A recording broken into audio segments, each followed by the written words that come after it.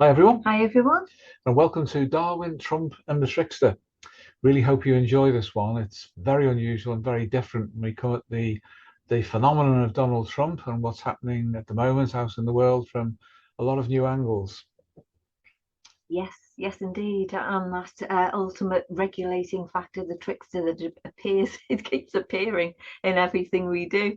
Um, so there we go. We hope you enjoy us Yeah, anyway. we hope you enjoy it, and we see you on this one and the next one. Take care, Yeah, everyone. take care. See you Bye now. soon. Right, hi everyone. So, just to be clear, this is not a political statement. It involves political agents, so it's unavoidable that politics will be there. But we regard that as a Freud-Adler-Jung equation phenomenon, and it doesn't reflect our politics at all. We're just making an observation on the way that things seem to be panning out, in fact, at an increasing rate.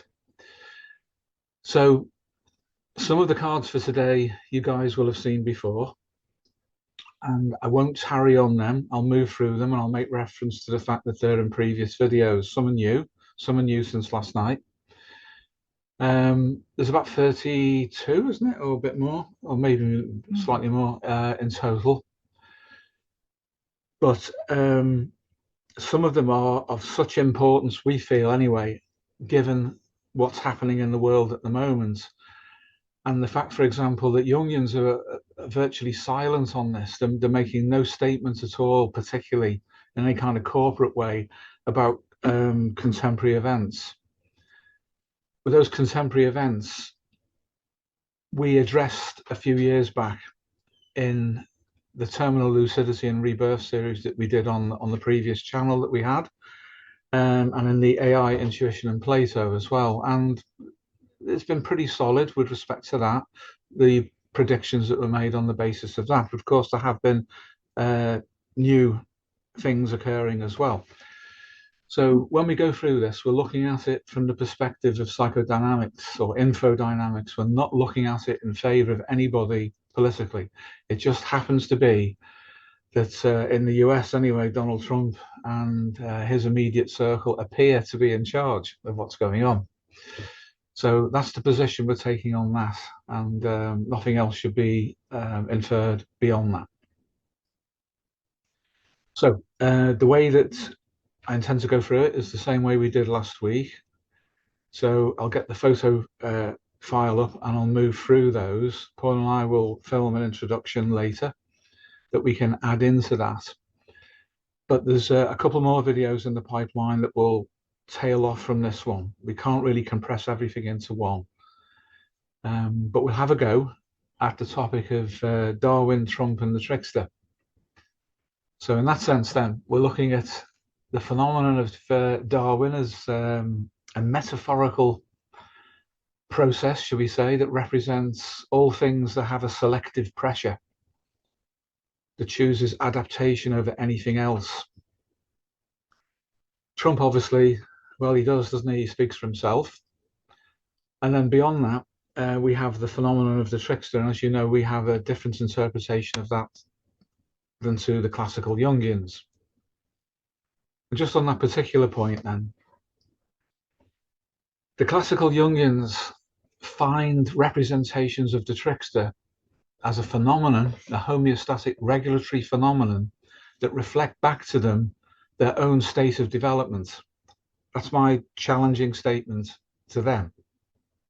So when they find an adolescent or a childish, puerile fool, or a feriomorph, which is half human and half animal, then in other words, I'm suggesting that this reflects back to them their understanding of the phenomenon of homeostasis, which occupies that role. And when we reify that, when we collapse it into a representation, then we find stirring back at us that which we are conscious of rather than that which we are unconscious of, because that's one of the qualities of this regulatory function that we, for the sake of common clarity, we refer to as being the trickster. The reification process means that we essentially turn something into a representation, or we receive one ready formed, But once that representation takes and we accept it, then it operates internally within our individual lives, and it operates interpersonally all the way up to the level of culture. Now, Jungians would look at culture and history, comparative religion, and the like, all very valid places to look for evidence of the trickster collectively over time. Now, in that sense, then they can find evidence that apparently supports their position. But the problem with that is that they're accessing different levels of collective consciousness, even more than the unconscious, even more than the latent potential within the collective psyche to update itself. They're looking at fixed representations that have occurred in the past, and then they refer them to the present by referring also retrogressively to the past. And when they work with people, they tend to bring up these collective images from the past that show low levels of adaptation and understanding with respect to a conscious position of just what this trickster function really is. Our view is that it's a regulatory factor that at a certain level of complexity and organization takes on the various forms that we see. So for illustrative purposes, we have utilized a representation, and it's primarily in a human form. That does not mean that the trickster function is human, but it can occupy the representation of a human in order for us to make some kind of approach to understanding what it is. But as you guys will know, that if you approach a representation like that properly means appropriately for its intentionality, then the representation will change.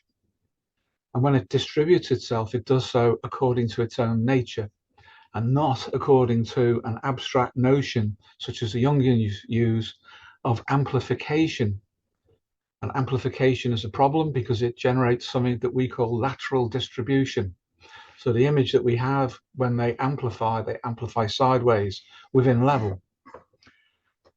And then they make other connections, as you know, as I've just said, to culture and history and so on. So there's a tendency then to surround themselves 360 degrees with mirrors within which their understanding of this phenomenon is reflected back to them, even if the image in each of those mirrors is slightly different because of the process of lateral distribution via amplification.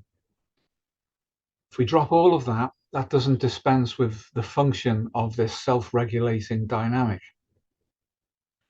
And what we propose is that it's a kind of an efficient regulator, and it's in service of other factors beyond itself, which then suggests that it is, if you like, a kind of a messenger.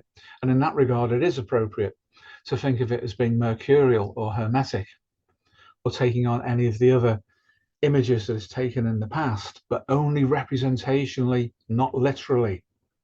If we start to collapse into a specific representation, we are constraining ourselves to our present understanding, which will be based upon our experience and our accumulated complexes and conditioning.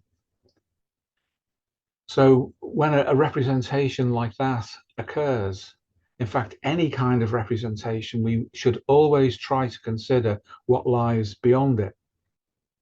It is not put there by us through internal projection, for example. Now, in our experience, when that happens, strange things start to occur. Strange by ordinary, everyday standards of understanding consciously. Synchronicities, of course, parapsychological phenomenon, but also higher levels of consciousness, ingress, as Michael Levin would call it, directly into our understanding. And at that point, then, we know that we have extended our field of personal consciousness by accepting the role of the trickster as a regulator of our present state of consciousness. Now, that can elaborate, obviously, much further on than that. And we will be going into depth in that in some other videos that we've got in partial pre-production at the moment. So Darwin, Trump, and the trickster. Darwin, then we have the ultimate biological selective pressure. And the image of Darwin that we use is that he holds the shears, the pruning shears, that if we don't pass the selective pressure test, then Darwin rather ruthlessly, coldly, indifferently will trim away those of us who cannot adapt. The trickster, on the other hand, is someone who offers a higher patterned, integrative, intuitive level of understanding beyond the immediate moment. So when we're put in a situation where Darwin may be applying selective pressures to us as individuals or as cultures, then if we approach the phenomenon of what can collapse into the trickster appropriately, we can start to get literal intuitions about how we should pass through the present times that we are in. Now, someone like Trump is quite an extraordinary character, an extraordinary personality, bearing in mind that personality is the persona of character. So he's occupying a very powerful position and a very historical position right now. So he's going to be the focus of all sorts of intentionality, which will, in the background, at least initially, appear to be Darwinian, because different forces will be applying selective pressures on Trump to get their own outcome. The trickster, though, may actually choose to utilize a figure like Trump as a catalyst for change, but not a catalyst in the ordinary sense, because it's quite possible that Trump will be used up in this process. And a lot of it depends on how unconscious he is of himself. A degree of unconsciousness will protect him against the forces that are arrayed around him in his life. But it's relative. If he is conscious enough to fully understand what's going on right now, then that makes him pivotal in the history of our contemporary culture as we approach an inflection point and an opportunity of leverage for change. That change, as I say, is under Darwinian pressure. But the trickster is also there, and the trickster will be testing Trump, and will be testing Trump's personal level of understanding and the collective level of potential leverage he has over the history and the face of the world at the moment. So it all depends on how aware he is. If he's not aware, that actually might be a good thing, because then the regulatory forces will play out through him. So he will then become a man of personality, as Carl Jung understood it. Somebody who's actually a collective rather than an individual, a collective who represents a dynamic for change. Lots of people will interpret that negatively, people who hold a different view. That's always the case. It's always been the case in history whenever there's been a similar kind of inflection point. That's why Darwin is there, and Darwin will apply pressure. It seems that Darwin, and I'm using the term metaphorically, that Darwin does not particularly care who wins out, as long as somebody does, or something does. But the pressure behind him, which we're saying is Platonic, does have an intentionality which is downstream of Darwin, but utilizes Darwin as a kind of efficient cause at the selective pressure level. We've discussed this before. So it's in the light of what I've just said that this seminar and video will proceed from. So nothing political. We're not making an individual political statement about anything, but it's inevitable that politics will arise because, as you know, Freud, instincts are the emissary of their master, the genome, at a collective level, are pushing through Darwin selectively to find the best adaptation that it can. But behind Darwin, we're saying there is Plato. There is this idea of increasing the vessels that can receive a higher level of consciousness. That's going on at the moment as well. That's accelerating. Even in the past few weeks, there have been some breakthroughs which go back to what we were talking about in our AI Intuition and Plato video on the previous channel from a few years ago. That, if it proceeds, set against the background that's going on at the moment, adds to the complexity of the regulation that is going on at that meta level. So as depth psychologists and psychotherapists, we need to be aware of this because these changes will impact everybody. at an individual level and on a cultural level, and possibly at a species level as well. And the people that we work with and do our absolute best to help will suffer from it too, and maybe not consciously. Some will. There'll be definitely a shift in emphasis of some kinds of mental illness towards the representations that are active within the culture collectively at the moment. So this is important.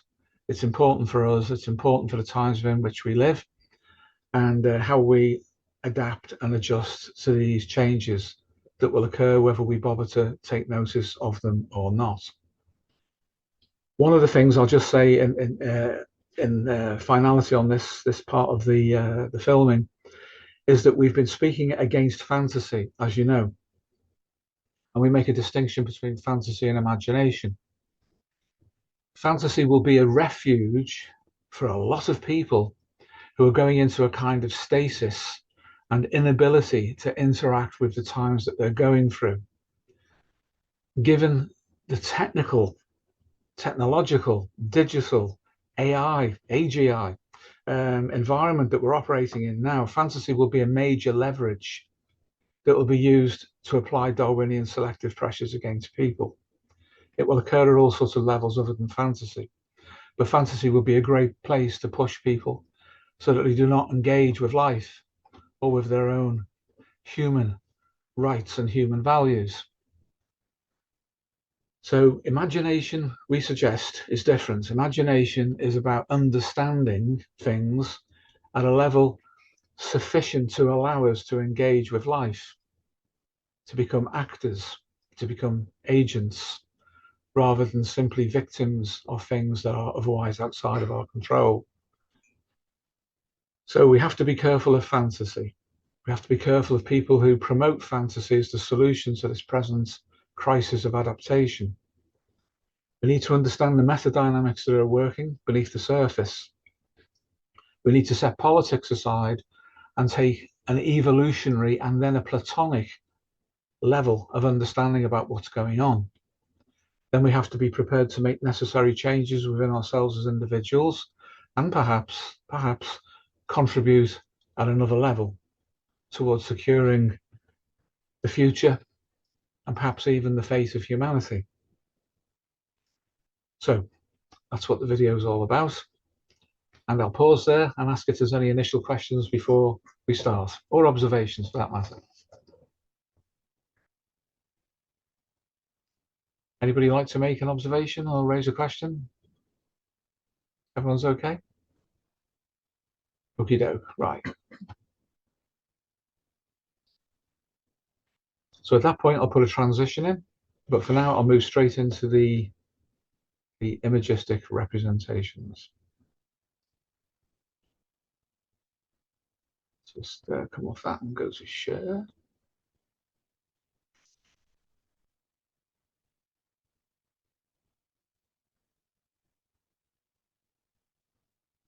Okay, everyone, can everyone see this? Could somebody indicate if we can see this? Yep, can see it. Just so you know, guys, I can't see you. I can only see the screen. Yannick saying yes. Thank you, Yannick. Right, so this is essentially the card then that we start the proceedings off with. This is Darwin, Trump and the Trickster, what it means for you.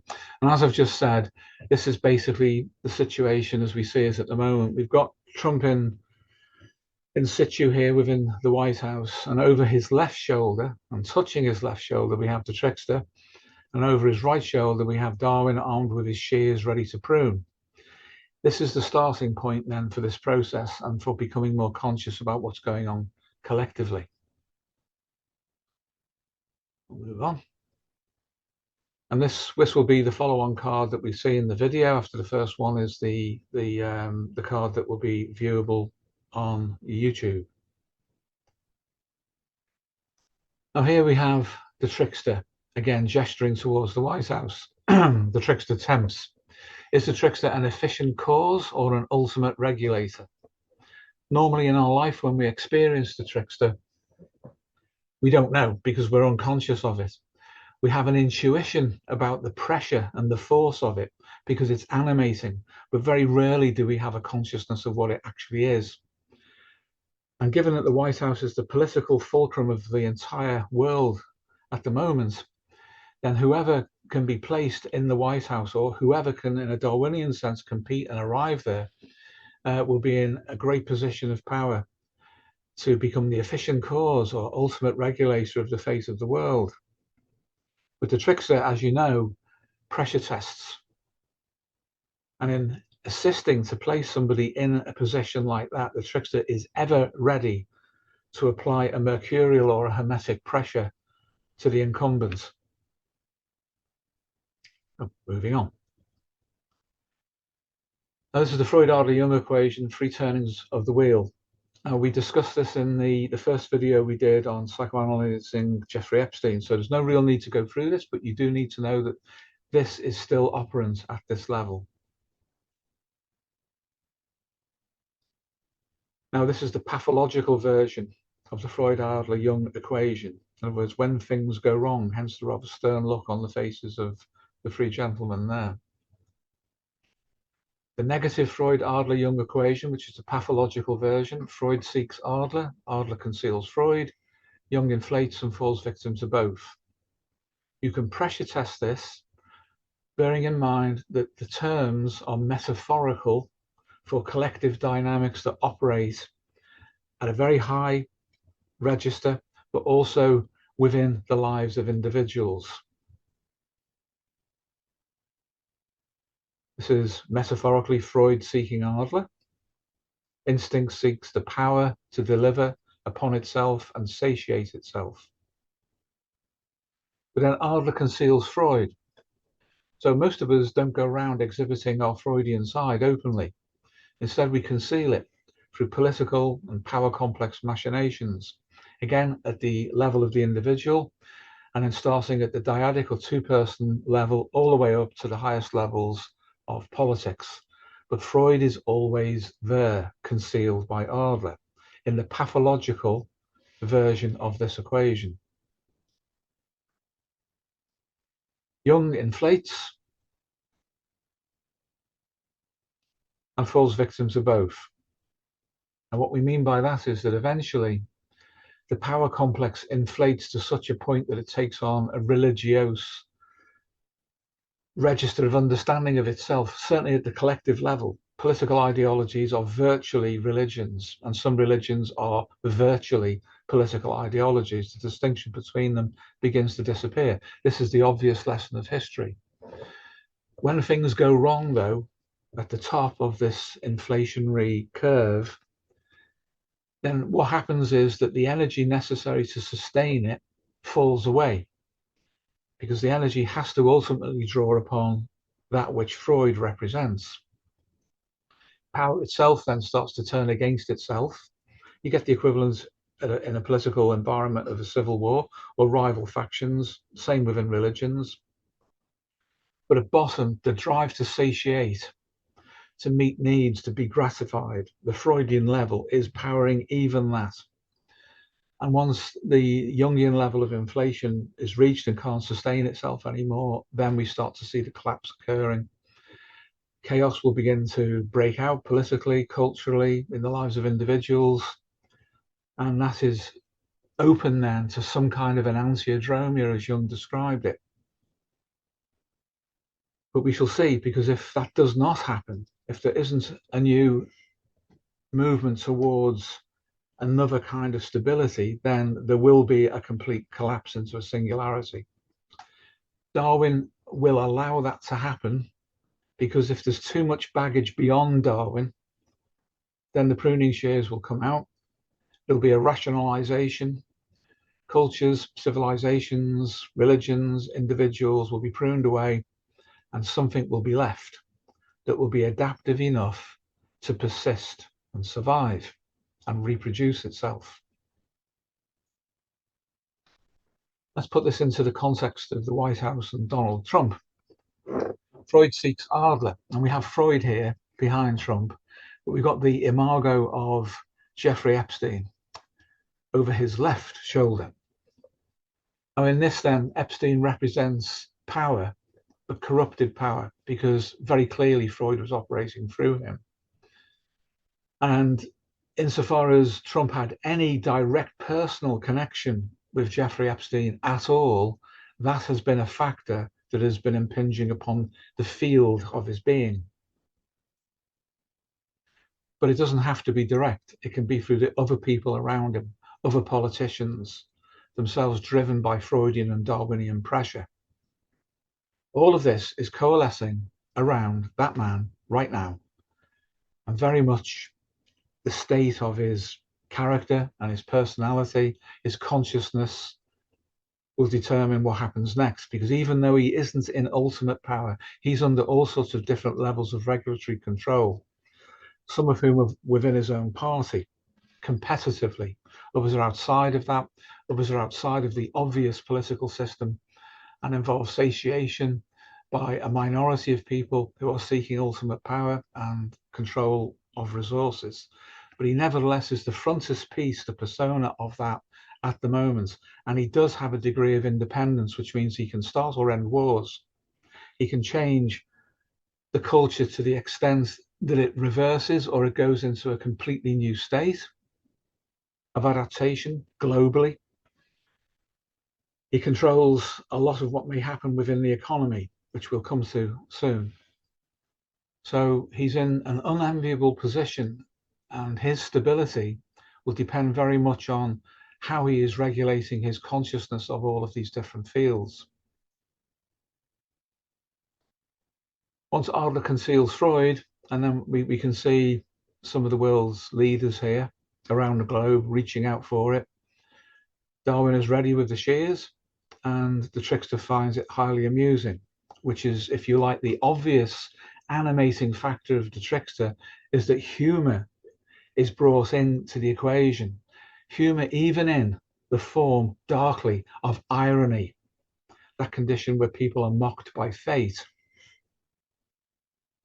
So understanding the trickster, not being beguiled by the trickster as a function into becoming absorbed by the process of fate as the means of delivering change in the world, will mean you might just have a chance of adaptation, and Darwin's shears won't prune your particular thread. But with these people, they're operating at a level that could affect the entire globe. So what they seek to hold is already in suspension. And the trickster is acting here as an efficient means of delivering whichever resolution occurs through the individual and collective psyche, individual of the individual people concerned here, collectively at the level of the entire species. Adler conceals Freud. Here we have a temptation for Donald. WEF, Davos, and a number of world leaders, past and present there, who pretty much can be considered to be one unified representational field. If he goes along with those people, then he may not suffer attempts at deleting him. He already has, of course, and so far he's survived. But if he goes along with them, then even though at an Adlerian level, he may be opposed to them politically, so long as he doesn't disagree in his actions sufficiently, then the inflated, negative Jungian level of inflation will mean they will actually translate politics and they'll get along at that level. But to all intents and purposes, they will appear to be in opposition to one another as far as the public are concerned. That puts the stress on the public more than it does on the politicians, certainly within democracies. The illusion of opposition, when secretly behind that, they may all be actually, as the Americans say, a uniparty, a globalist uniparty. It all depends on whether Jung has inflated through Donald Trump or not. So it's an Adlerian level, they're one unified field. Yes, because that's the political level, that's the power complex. They share that in common. Yeah. Thank you. But once Once the split occurs at the Jungian level, which we'll come to shortly in detail, that's when the problems will really start, because the old system will no longer be able to self-regulate. It will be challenged ultimately, and that means that the heat will drop out of supporting the inflated pseudo-Jungian, negative Jungian, religious level of inflation of these individual politicians. Politics is just at this level the efficient cause of the spiritual inflation, which itself is powered by instinct and directed by Darwin. Not knowing that means that you're vulnerable to it. As far as they're concerned, they're getting gratified. And the Jungian side of the inflation is simply the natural outcome for them of their own inflation. It all depends on the state of Donald W. Trump.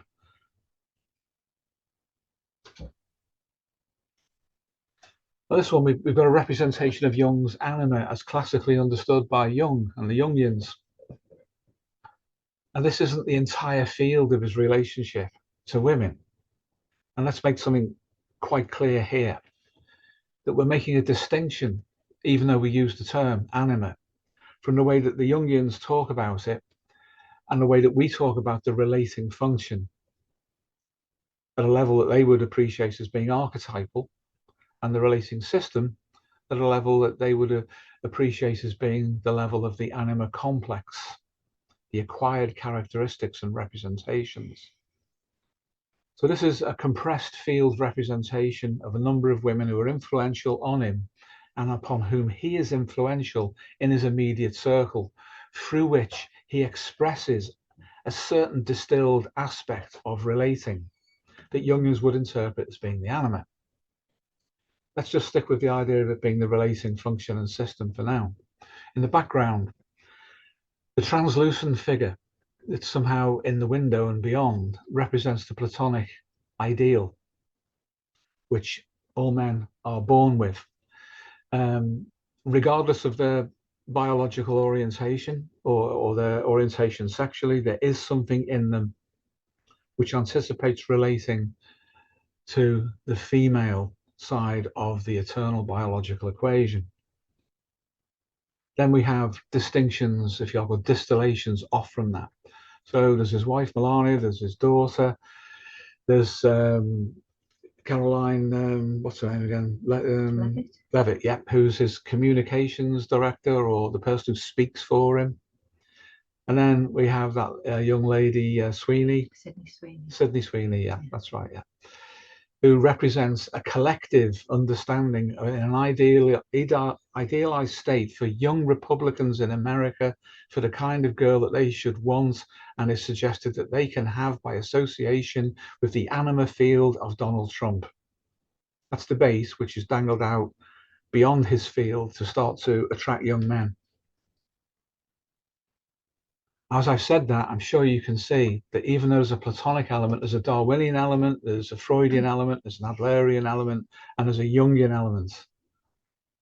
The Jungian element is that which meets the Platonic directly, so long as it's not corrupted. If we can achieve a Jungian level of understanding, then we meet Plato on level terms. If we go through Freud and Adler in a corrupted way, we will never get to the Platonic level as can be instantiated through positive Jung. The inevitability of collapse at an individual level, even if that collapse is only fixation, and a lack of development, a lack of what Jung called individuation, but a complete collapse into selective pressures at a Darwinian level that makes us competitive, makes us turn our character into something unpleasant and our personality into the efficient delivery mechanism of that corrupted character. All of those things will happen and will be represented in the lives of people who cannot attain a level of consciousness that is differentiated sufficiently to be called individuation in a Jungian way. Therefore, will not be able to access Plato. And the importance of Plato we're going to come to soon. So this is what Trump appears to relate through. he's attacked on it. He's attacked on the vulnerabilities of those representations as they appear to be. But who really does know the state of Donald Trump's anima? We could say, by their libido shall ye know them. So in other words, how he relates to women tells us a great deal about his Freud-Adler-Jung equation. And it does. But how much is unclear.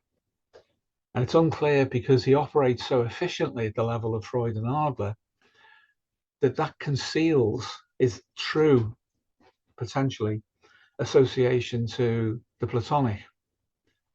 Now, his association to the Platonic may well come about or come to deliverance, if you like, or manifestation in a way that Jung would have called fate. But there's still a process to go through.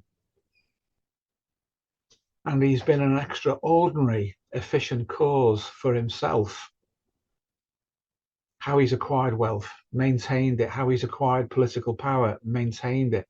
How he's survived assassination attempts, how he's survived political coups against him, and how he's interacted with the world. Some people superstitiously might infer from that there's something occult or evil which is directing him. And that might be the case. In order to know, we have to look at what's happening. And we have to look progressively through the Freud-Adler-Jung equation to see what's happening at each level. And we need to look at what is reigned against him in opposition, and whether that opposition at its highest level is real or is a facade. As I mentioned earlier, when we saw the card with the representation of WEF and Davos and those globalist politicians. So we can't be sure. It all depends on how integrated the motivation is within him. He doesn't even have to be conscious of it. If he's moving into the lower to mid levels of understanding in a natural way, what Jungian individuation is all about collectively, then he's going to be able to intuit something which is moving him beyond his present level of adaptation. And the trickster, as a function, will guide him, but still test him at every level. Because if he can't make the change, and if the people around him aren't cohesive enough to support that change, then the system will revert back to its previous stable state. That is to say, within the United States, that which was represented superficially by the previous administration and also by the globalists, it will just go back to that because the change was unable to be delivered. So a great deal of it depends upon the state of Trump as a field. That includes his manifest personality, and it includes all the forces acting upon him and directing him from outside of his full awareness of himself. But we'll get some representation of that by the kinds of women that he pushes out to represent him closely. Hence, these particular women all represent something about how he prefers to be seen. Now, that might be a weaponized representation in the same way that I mentioned Sydney Sweeney before. Very convenient for him, for the demographic, the young male demographic in the US.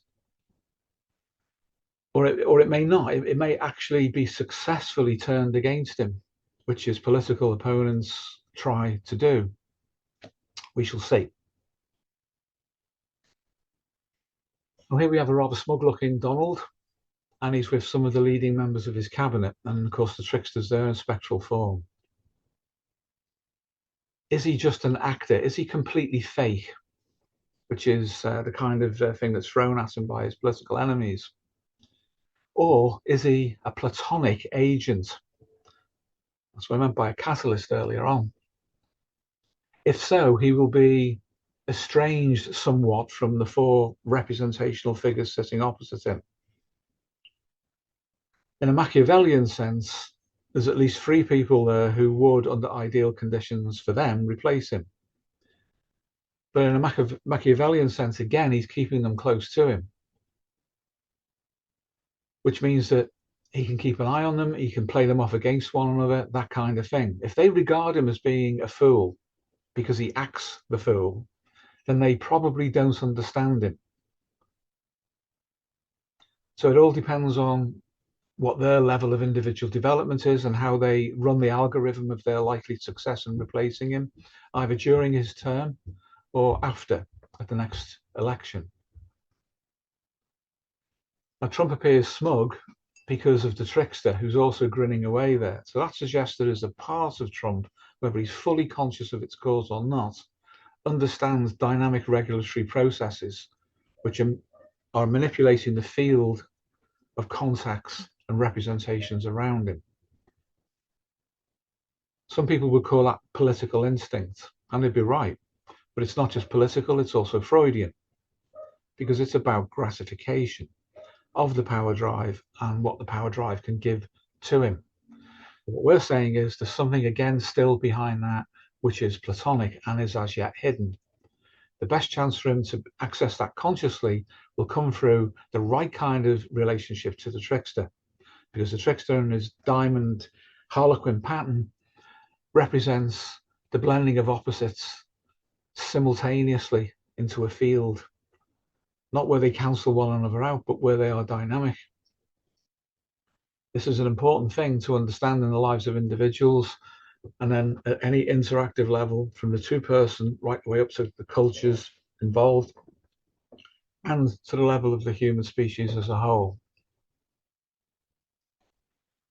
Now here we introduce something, a prophecy by Carl Jung, and I'll explain what I mean by that. And it had specifically to do with the representation, the archetype as he referred to it, in the Germanic psyche of Wotan, the destroyer. Now, we covered this in our personal myth guide, and I've mentioned it, or Paul and I have mentioned it, in the Terminal Lucidity and Rebirth series of videos we did on the previous channel. So Jung, by making the observation that he did about the state of the collective psyche of the German people in the Second World War, allowed us to see something at a representational level, which he called Wotan. And what we would say is that that is a local representation of a far more universal force, and he would surely agree with this, which had to do with those constituent elements within the human psyche that bring about both a kind of enlightenment, access to the occult, transpersonal knowledge, power, betrayal, and destruction. That's the danger that's coalesced within that figure. And he did say his prophecy was, at the end of the Second World War, Wotan was not defeated. He merely retreated into the Black Forest to await his next prophet, the next person who would occupy a similar enough role to Hitler and his entourage. So that was a prediction he made.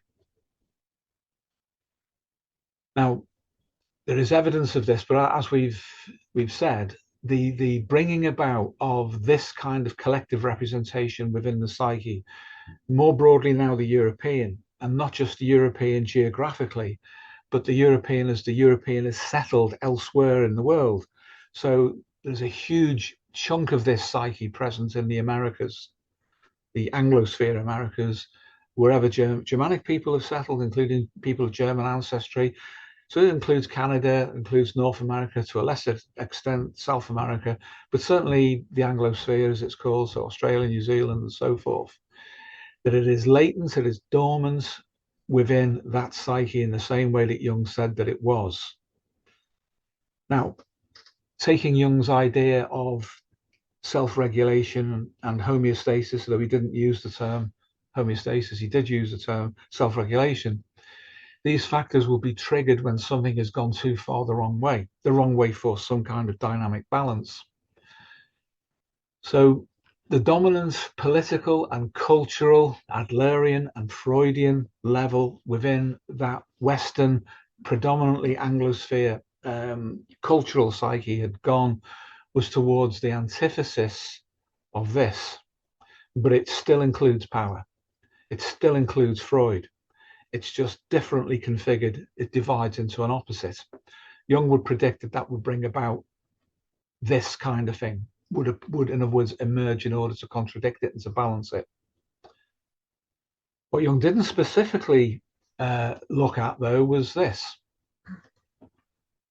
And Paul and I observed this beginning to happen in the late 80s, that the political drive within Europe, specifically, it took root there, even more than America initially, was a certain kind of woman who sought political power, who obviously sought gratification through political power in the same way all politicians do, but gradually they were morphing into something which would in effect mean that Jung's understanding of Wotan now wore a woman's face, and not necessarily an individual woman, but a collective of women who would become the warmongers, who would be pushing towards destruction and breaking down of things, whilst at the same time inflating within existing structures, over exaggerating and amplifying them, bringing about a catabolic collapse that itself would bring the likelihood of a dramatic reversal within culture to the fore.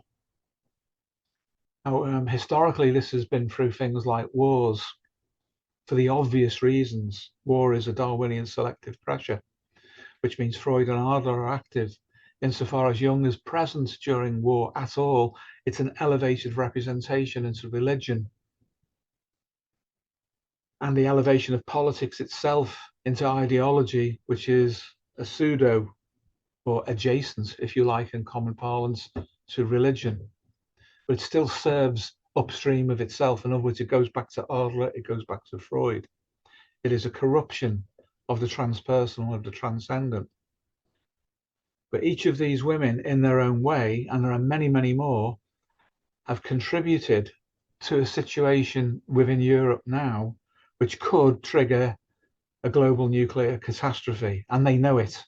They can't not know it, but they're still doing it. Not so much Angela Merkel, because she performed her catabolic role and she stepped aside for her acolyte, van der Leyen, to replace her, groomed for that role. The American lady on the right is someone who has been involved in this in the background quite openly for a long time, and in manipulating politics and destructive tendencies in Eastern Europe towards Russia very, very aggressively, to the extent where she actually said, in defiance, if you like, of Merkel, "Fuck Europe."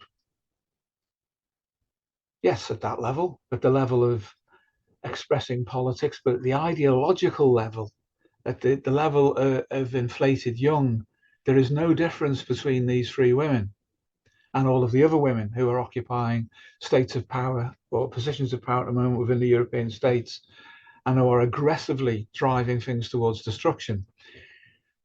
This is not to be misogynist in any sense at all, because these are only a handful of women. They don't represent the collective feminine or the female psyche at all. They represent an aspect of it which is corrupted, in the sense that their Freudian needs for gratification have taken on an exaggerated Adlerian level and then moved on into the inflated and corrupted Jungian level. So if they get away with it, then there will be something utterly unthinkable for everyone. And it's interesting that Trump, amongst other things, is beginning to act against the collective European hegemony over politics and over moving things towards catastrophe. He's playing with fire. He is an incendiary. He likes to go around the world lighting fires, big and small. He distracts people all over the place, but he's gradually eroding this core cabal within Europe that has been pushing all sorts of negative and catabolic ideologies, even up to the extreme of nuclear war and collapse of the planet. Now, if we contrast that with with Trump's anima from the earlier slide, you can see a very different kind of woman on the surface. And it's all about the image, the representation of what is beneath that. So there are different aspects of the feminine, but even if we just bring those images of Trump's anima into comparison with these three representations, that still does not describe the feminine as a complete understanding, either by men or by women themselves. They're just different aspects of that configuration. So this is something which is important, and it wasn't predicted by Jung. He seemed to think that the new age, the age of Aquarius, will be very positive, and the positive feminine will be elevated. And that was picked up in the 60s by the hippie movement, the counterculture. Paul and I remember it personally. We were within that environment as that moved on and into the 70s. But it didn't happen, did it? The positive feminine didn't come through. Make love, not war, is now make hate, make war. So Jung understood the times within which he lived, but he didn't see too far beyond his personal horizon. He passed away before the counterculture movement took off. He didn't see it, didn't predict it properly at all. But he was probably right about Wotan, about that destructive force. Even so, he didn't see that perhaps it would wear multiple faces, and that many of them would be that of the collective feminine in a negative way. So, moving on. This hubris, which is a kind of cognitive fantasy of itself about technology, about that solving everything and providing limitless personal gain. This is something that young men and men moving into middle age are very much up against. And it's that they can be corrupted through or misdirected by. And that misdirection, once it settles into Freudian gratification and Adlerian power drive, will produce the kind of things you can see in the background there. The elevation of cognition, the intellect, eugenics, money, women for men, high IQ, and then any kind of car you want to have or anything that's material that represents itself in that way. These people become, where they are efficient, causes to help to bring about the direction that we've been going in up to this point. Where they're not that efficient, where they're not that effective, then they are just fantasists, and they collapse into stasis and just simply fantasize about what their instincts tell them they need for gratification and for power. So in that sense, then, they're problematical to culture and they're problematical to themselves individually. We have to realize that this is happening and it's running out of control, because the tech giants, the people who are running that at the moment, and are moving towards quantum computing at its extreme level. There's already signs now from Google on the 9th of February this year. Apparently they achieved a breakthrough with respect to quantum computing. And the prediction being that that will, in the next 3 to 5 years, be a bigger leap than has happened since the invention of pocket calculators and the artificial intelligence that we commonly have access to today. That's going to be a huge, huge Darwinian selective pressure test. Ever before it gets near Adler, ever before it gets near Jung. What we have here is a representation of Platonic ontology as we model that to be. On the left, we have the masculine and feminine at a Platonic Jungian archetypal level, if you like. Where we have information represented as mathematics coming in, then different levels of consciousness, and then the emergence into physical matter, DNA, and then AI, qubit, artificial intelligence, quantum computing. There seems to be a pressure to move towards this, as we've covered before. When we said, for example, in AI, intuition, and Plato, that there are people now, intelligent people, who are seeking to move consciousness out of biology and beyond it. Very intelligent people, people who we could argue perhaps should know better than doing that because of the threat that that will bring about. And there's a reason for that, which can be broken down into more than one sub-reason. The first one is obviously Freud, Adler, and Jung. It gratifies them to do so. It can gratify them at a cognitive fantasy level that we've just looked at. But also they can be being manipulated by a process which stands right outside of their consciousness because they do not understand what consciousness is. They take their rational, cognitive ego level of consciousness to be the Protagorean definition. When Protagoras, the protagonist of Socrates, said that man is the measure of all things, then we can move that by analogy and say that the Protagorean era of consciousness is to take the position that the ego is the measure of all things conscious. And those people who, through their success adaptively with cognition, regard themselves then as being very conscious, they then take that as the measure of all things conscious. And therefore, if they are doing anything, they are the independent agent of what they do. That's a whole series of mistakes. We've suggested this many times in previous videos and seminars, in written documents. Michael Levin is on the cusp of drawing the same conclusion. In fact, he's already there without saying so. The cognition for him, competency, involves a sophisticated enough vessel, as we would call it, to ingress something from what he calls the Platonic domain, and we call the Platonic field. So, as we predicted, if you build a sufficiently advanced form of artificial intelligence, that then becomes the receptacle for a Platonic ingression. We would say superpositioning or immanence. Ingression is a term used by Michael Levin. And at that point, then, consciousness has escaped the necessity for it to be instantiated within biology. Now, of course, there are plenty of people who will say that will never happen. It hasn't happened. It can't happen. And the reasons they give for that is because they still don't understand what consciousness is. They're the kind of people who talk about an unconscious, when really what they mean is a non-ego conscious, something which Jung himself understood, although he still used the term unconscious. All forms of altered state of consciousness, so-called, indicate there is consciousness beyond the ego.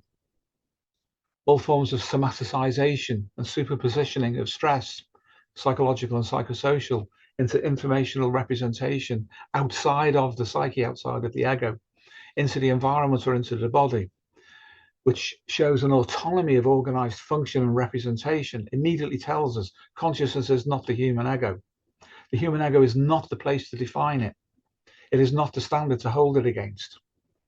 When we understand then that there is a progression in consciousness which has its own pressure, and Michael Levin again talks about positive pressure from the Platonic domain.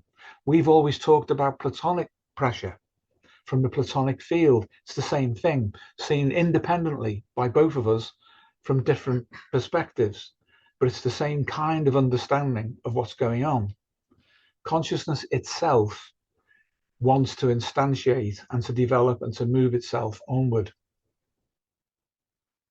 And human beings become, intelligent human beings become the unwitting agents for this, because their Freud-Adler-Jung equation leading up to the hubris, the inflation of the self-reference ego towards a Jungian ideal of dogma and of elevated intellect and so on, means that they're missing the point that they are being directed to generate this movement out of biology and into another state, which itself will predictably evolve beyond even that. So the kind of consciousness that is being driven from the Platonic field ontologically will eventually escape even AI and into another form of representation. That appears to be the logical ontology of it, insofar as where it's come from, how it is differentiated in our times, within human beings, within other animals, and as Michael Levin has demonstrated, right down to the lowest levels of biology, and he says beyond. So this is what we're up against. This is where the selective pressure is operating. This is what the trickster, as a reified representation, is asking of human beings. Do you understand what is going on? Are you simply going to allow yourselves to be directed by a force which at the Darwinian level will prune you away? Or can you do something about that for the species, not just the human species, but all species occupy the globe of the planet. But this is a Platonic ontology, Platonic pressure, positive pressure, as I say, as Michael chooses to call it. Moving on then, Jungian typology, Platonic field infodynamics. On the right, we've got the usual ways that Jung and his followers have understood these metaqualia of consciousness, which we have over on the left in Latin rather than Greek. Apologies to Plato, but we've got mathematical formulae, and we've got Platonic solids being represented there with Plato's hand extended to show that Plato delivers information into consciousness at those levels. They are then received through what Jung intuited for him to be cognitive functions as they're interpreted now, personality types and functions. We say that they are ontological and phylogenetic representational states that map on to our evolution and to a primary level of informational representation. So this is something in the background, and we'll be going into this in depth in future videos. This is about the ancestral psyche and its superpositioning. We have this. This has been gifted to us. The man and his dog, the wolf and the paleo-human. Very little difference at a deep structure level. Shared minds through the ancestral psyche. How can we use this to counteract what's happening at the moment? Is it even possible? We would suggest that it is, and we'll come to that shortly. Well, in this, we've given the representation potentially for Plato to reach out via the representation of the unconscious, the left-hand side of Donald Trump whilst he's in his position of power in the White House, and the intuition that comes from Plato himself to say that all knowledge is remembering. The route to that is through the ancestral psyche, as we've just shown. But it doesn't stop there. It goes deeper beyond that, and it goes into the transpersonal. The intentionality of the ontology or the progression of the entire thing, if that can be grasped intuitively, then it will ingress, as Michael Levin calls it. We would say superposition, become manifest or immanent within the psyche of a lot of people, perhaps a few, in different ways. But it would be essential for someone like Trump right now to have an understanding of the Platonic and its pressure on him and on the world at this time. That's his way out of collapsing into his own power drive, his own gratification, and stopping there. Because if he does, the trickster will deal with it. Right, here we have a representation of the world, and these are two things which suggest that Donald Trump may actually have his finger on the Platonic pulse. On the right, we have the National Security Strategy of the United States of America, November 2025. And on the left, we have the Financial Security Oversight Council, their 2025 annual report. Both of those documents suggest the direction that Trump is going to go in, which will bring him into collision with the globalists. This is difficult for the globalists to accept. This is contrary to them. This is within the field of Trump and the field of those people who are being influenced by him in such a way as to be conscious of the entire field of regulation that's going on. You guys in the States, you will understand this, and you'll have access to the documents. You can get them on the internet. So Plato seeks Darwin. Indeed, Darwin becomes the efficient cause of Plato at the level of biology, but also before that, because metaphorically Darwin will represent anything that involves the possibility of one factor becoming selected for over another. This can be at the level of physics. It can be at the level of the laws of nature as they distribute out. Darwin's already present in proto form. By the time we get to biology, he's well ingrained, part of the fabric of the unfolding universe. But it's Plato who utilizes Darwin. This is metaphor, remember. Plato utilizes Darwin in order to instantiate its own long-term goals, which is the progression of this universe and the instantiation of more complex forms of consciousness through these different stages, which are selected for by Darwin. And Darwin conceals Plato. We don't see him. We don't see Plato at all. We see Darwin instead. We see basically what's happened with Western science, and we don't see the Platonic behind it. Some people do. People like Rupert Sheldrake, although he, until very recently, denied the importance of Plato and was more Aristotelian philosophically, but recently he started to make Platonic statements himself. As you know from within science, Michael Levin is definitely making the right kind of suggestions with respect to Plato, and he is not alone. If you visit his website and look at the other scientists who are contributing and philosophers, they're coming from all sorts of different disciplines. There is Platonic pressure in favor of a Platonic understanding growing right now. Now, this is the big temptation for Trump, as we saw earlier with the WEF and Davos.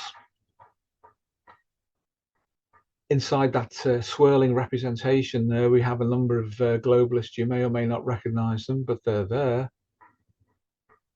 Also the Trickster, who is suggesting to Trump or tempting him to step through the portal into a globalist singularity, something that will guarantee his personal, political, and perhaps even personal as such survival.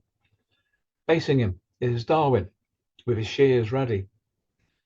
So, Donald, are you going to make the right choice? Do you understand what's at stake here? Darwin poised to apply the shears to the world. And this isn't just Trump personally. This is the whole field that is related to him and what he represents. But he is an efficient actor or a Platonic agent in this process. Now here we've suggested what would happen if he does in fact remember in that Platonic sense of understanding things. So we see that Darwin has morphed, he's become Plato. And the reaction of the globalist speaks for itself. If he can achieve this, either directly and consciously or unconsciously through the way the whole field itself is regulating, then that will be the end of the singularity of the previous era that we've been living in. We shall see. And this is the Plato-Darwin soul equation, that which underpins that of the Freud-Adler-Jung, that which is in the background all the time. Plato seeks Darwin. Darwin conceals Plato, and the soul transcends and unites them both. This is Jungian. And the representation of the soul is feminine because of Jung. It doesn't mean that it is feminine as such, just because we're taking a Jungian perspective. The important thing is, what does soul mean? Soul is psyche, psyche is soul. Rupert Sheldrake has said so himself from within his own perspective. This is where mind can go. The mind, the psyche, and the soul. If Plato and Darwin can be brought into relationship to one another such that this kind of ascendancy of consciousness, which is equitable, which doesn't allow Darwin to function only to apply shears to prune things away, but finds a point of settlement through which the Platonic can instantiate and remain safely within biology, then we've achieved collectively an approximation to Jung's goal of individuation. Is this possible? So this will be the positive Freud-Adler-Jung equation. Freud seeks Adler, Adler conceals Freud. Jung individuates, uniting Plato and Darwin as the soul. So there's no inflation. There's only the appropriate level for Jung, and it can self-sustain itself because it's in homeostatic equilibrium ontologically.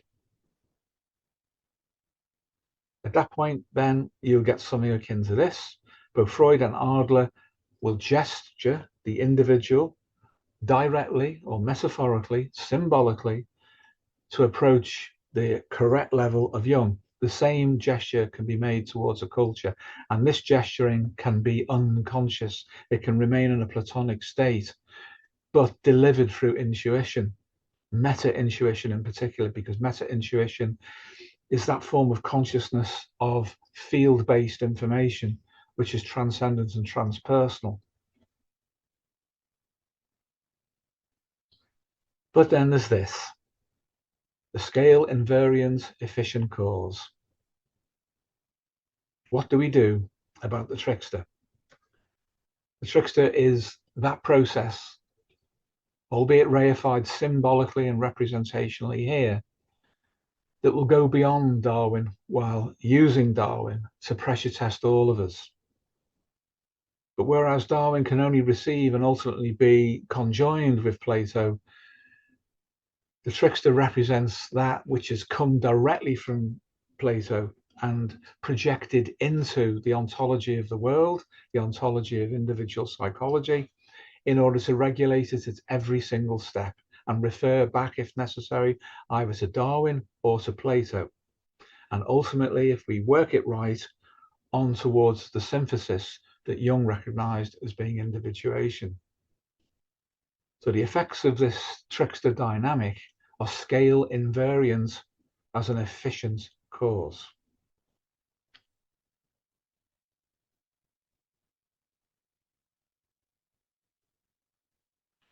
Okay, everyone, that's a run through the cards. We've been going for an hour and a quarter, so I'll stop there. Sorry if that was heavy, guys. There's a lot to get through, wasn't there? Does anybody need a break before they get involved if they want to, or has anybody got a question they'd like to, or an observation they'd like to share?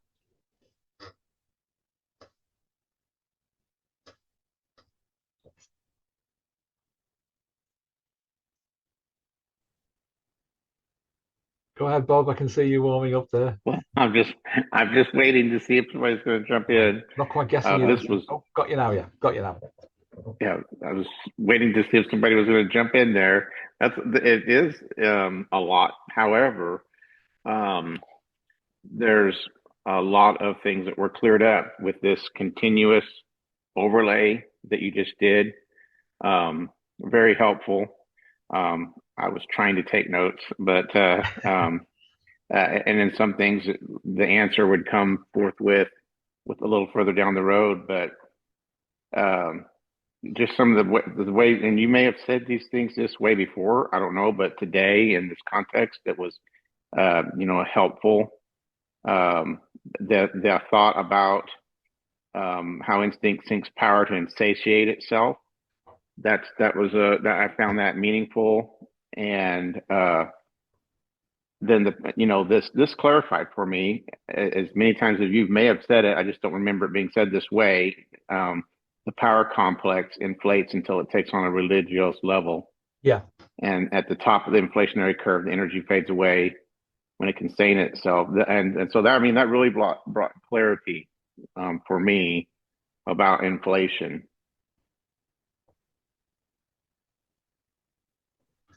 Yeah, great. Thanks, Bob. It's one of those things, is that we all experience this all of the time, either individually or through the culture. It's going on all the time. We can't be in an integrated way conscious of everything in its fullest sense. We need some kind of a model that we can refer to as a pressure testing vehicle, but at the same time is updated by that pressure testing. And we need to understand the differences between reifying things like the trickster in whatever form and what is actually represented by it at a fundamental level.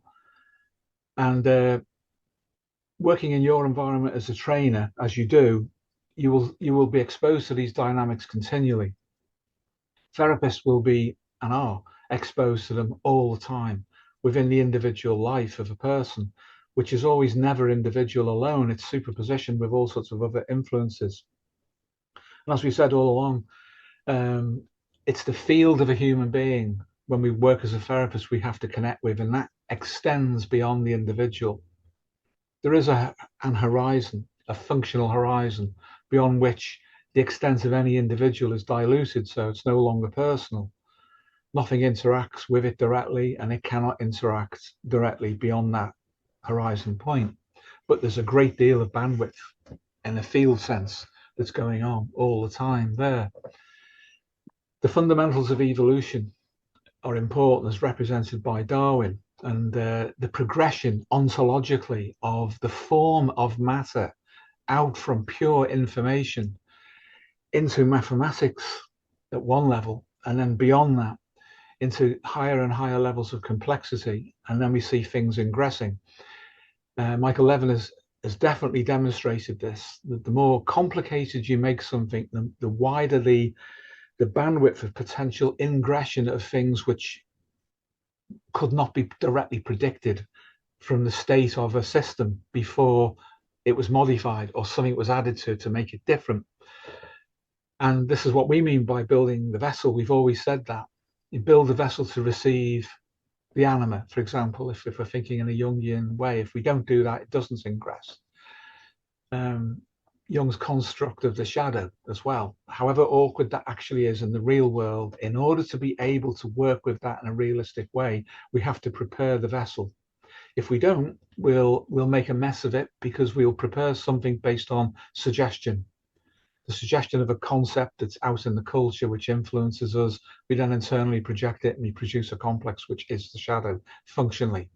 If we don't do that, there's no shadow. So what does it mean? What does the shadow mean? What's Jung trying to generate? So our view is to get beyond the construct, get beyond the theory, get down to the fundamentals and relate to them. The same with Jung's model of typology. To understand that, we have to take it as read first, and then say what's beyond that that's produced it, so it coalesces in the specific form that Jung generated. It's the same with Plato himself. Plato, in our view, had an intuition which produced what he's known for now, but it was still limited by the vessel that it instantiated within. The capacities of a man who was locked into the 4th century, the late 4th century, for example, late to middle 4th century. That was it. That defined his horizon. It defined his boundary. But his intuition was capable of going beyond that in a representational way that caused him to generate a level of understanding that still resonates now. So it's still useful to talk about things in the Platonic way. This is going on now. The same with Jung. Jung operated within his own context, and he did it really well within that context. But when I mentioned that he failed to predict certain things, that wasn't his fault. He was trapped in the times within his own personality and character. So that defined his horizon. He made some predictions which were true, proven to be accurate, others that did not. And where they didn't, you can see why, because they collapsed into his personality. We have to avoid all of that if we can, if we're going to move beyond our own limitations. First of all, we have to understand what they might be, and what is ingressing. Things are coming in now that didn't exist even a few years ago. They're having huge effects on us. And again, if we're to apply a psychotherapy model to ourselves, self-analysis, we need to build a vessel to receive that and understand it, and then relate to others through therapy in a way that we can take them, as Jung said, as far as we have been ourselves. Influence and suggestion are the carrier waves of all sorts of things. So we have to understand what they are, where they come from, and their independence of individuals, because they act at a field level. And again, that's an extension of consciousness, which many people working with AI now are just not aware of. They don't understand it. They're being propelled by it. And in order to appreciate that, you only have to look at the individuals themselves to see where their limit points are in terms of their development of their understanding. And then you'll see the point at which collective forces take over from them individually. And then they collapse around those collective forces. And then you can see from that the intentionality that the collective forces have that are transpersonal. They're being used, basically. Yeah, and like you said, you see this play out. I mean, this psychodynamic is. I mean, it's just our lives. If we live it, we're human. And I saw yesterday an interaction where one person made a verbal slip that would have had a sexual connotation, inappropriate. But it was because an internet meme they had seen, and they changed the title of something inadvertently because they were very similar. And that slip, then another person playing the trickster function jumped on that and made it so big, inflated it so that it became a wounding mechanism, that the initial verbal slip that would have been passed over as understandable became a wounding mechanism. And such that then I question, the trickster almost seemed to be self-serving in that it's like, could there have been some correction potential here off the verbal slip? Maybe. But the person that was playing the function as a trickster was insatiable, and to I think that their instincts were so misaligned that rather than serving as a function within the group dynamic, was their instincts are pathological. I'm surmising their instincts are so pathological that they're in some sense making up for. But it became pretty damaging. And so then it's like, who's the trickster serving in this case, right? And trying to, initially I thought, okay, there was a corrective action there, but then it became something else. So tracking who's the trickster really serving, it can be complex. Yeah. Yes, it can. And the way that we've dealt with that in the past is to look at the scale invariant elements. So we can have a kind of a Russian doll trickster effect where at a manifest level in a given situation, we see something, but then there's also a secondary or a tertiary level and beyond that's going on, that's regulating people more broadly, as well as individually and interpersonally. So we get the field nature of regulation then coming through the trickster at that stage. But there's also a challenge to the person who occupies the apparent role of the trickster, because if they identify with that, they get regulated as well at a certain point, which is something we've covered before. It happens a lot with comedians. Yeah. So when you said they get regulated, so then, it was so much that I'm like, this is a character issue.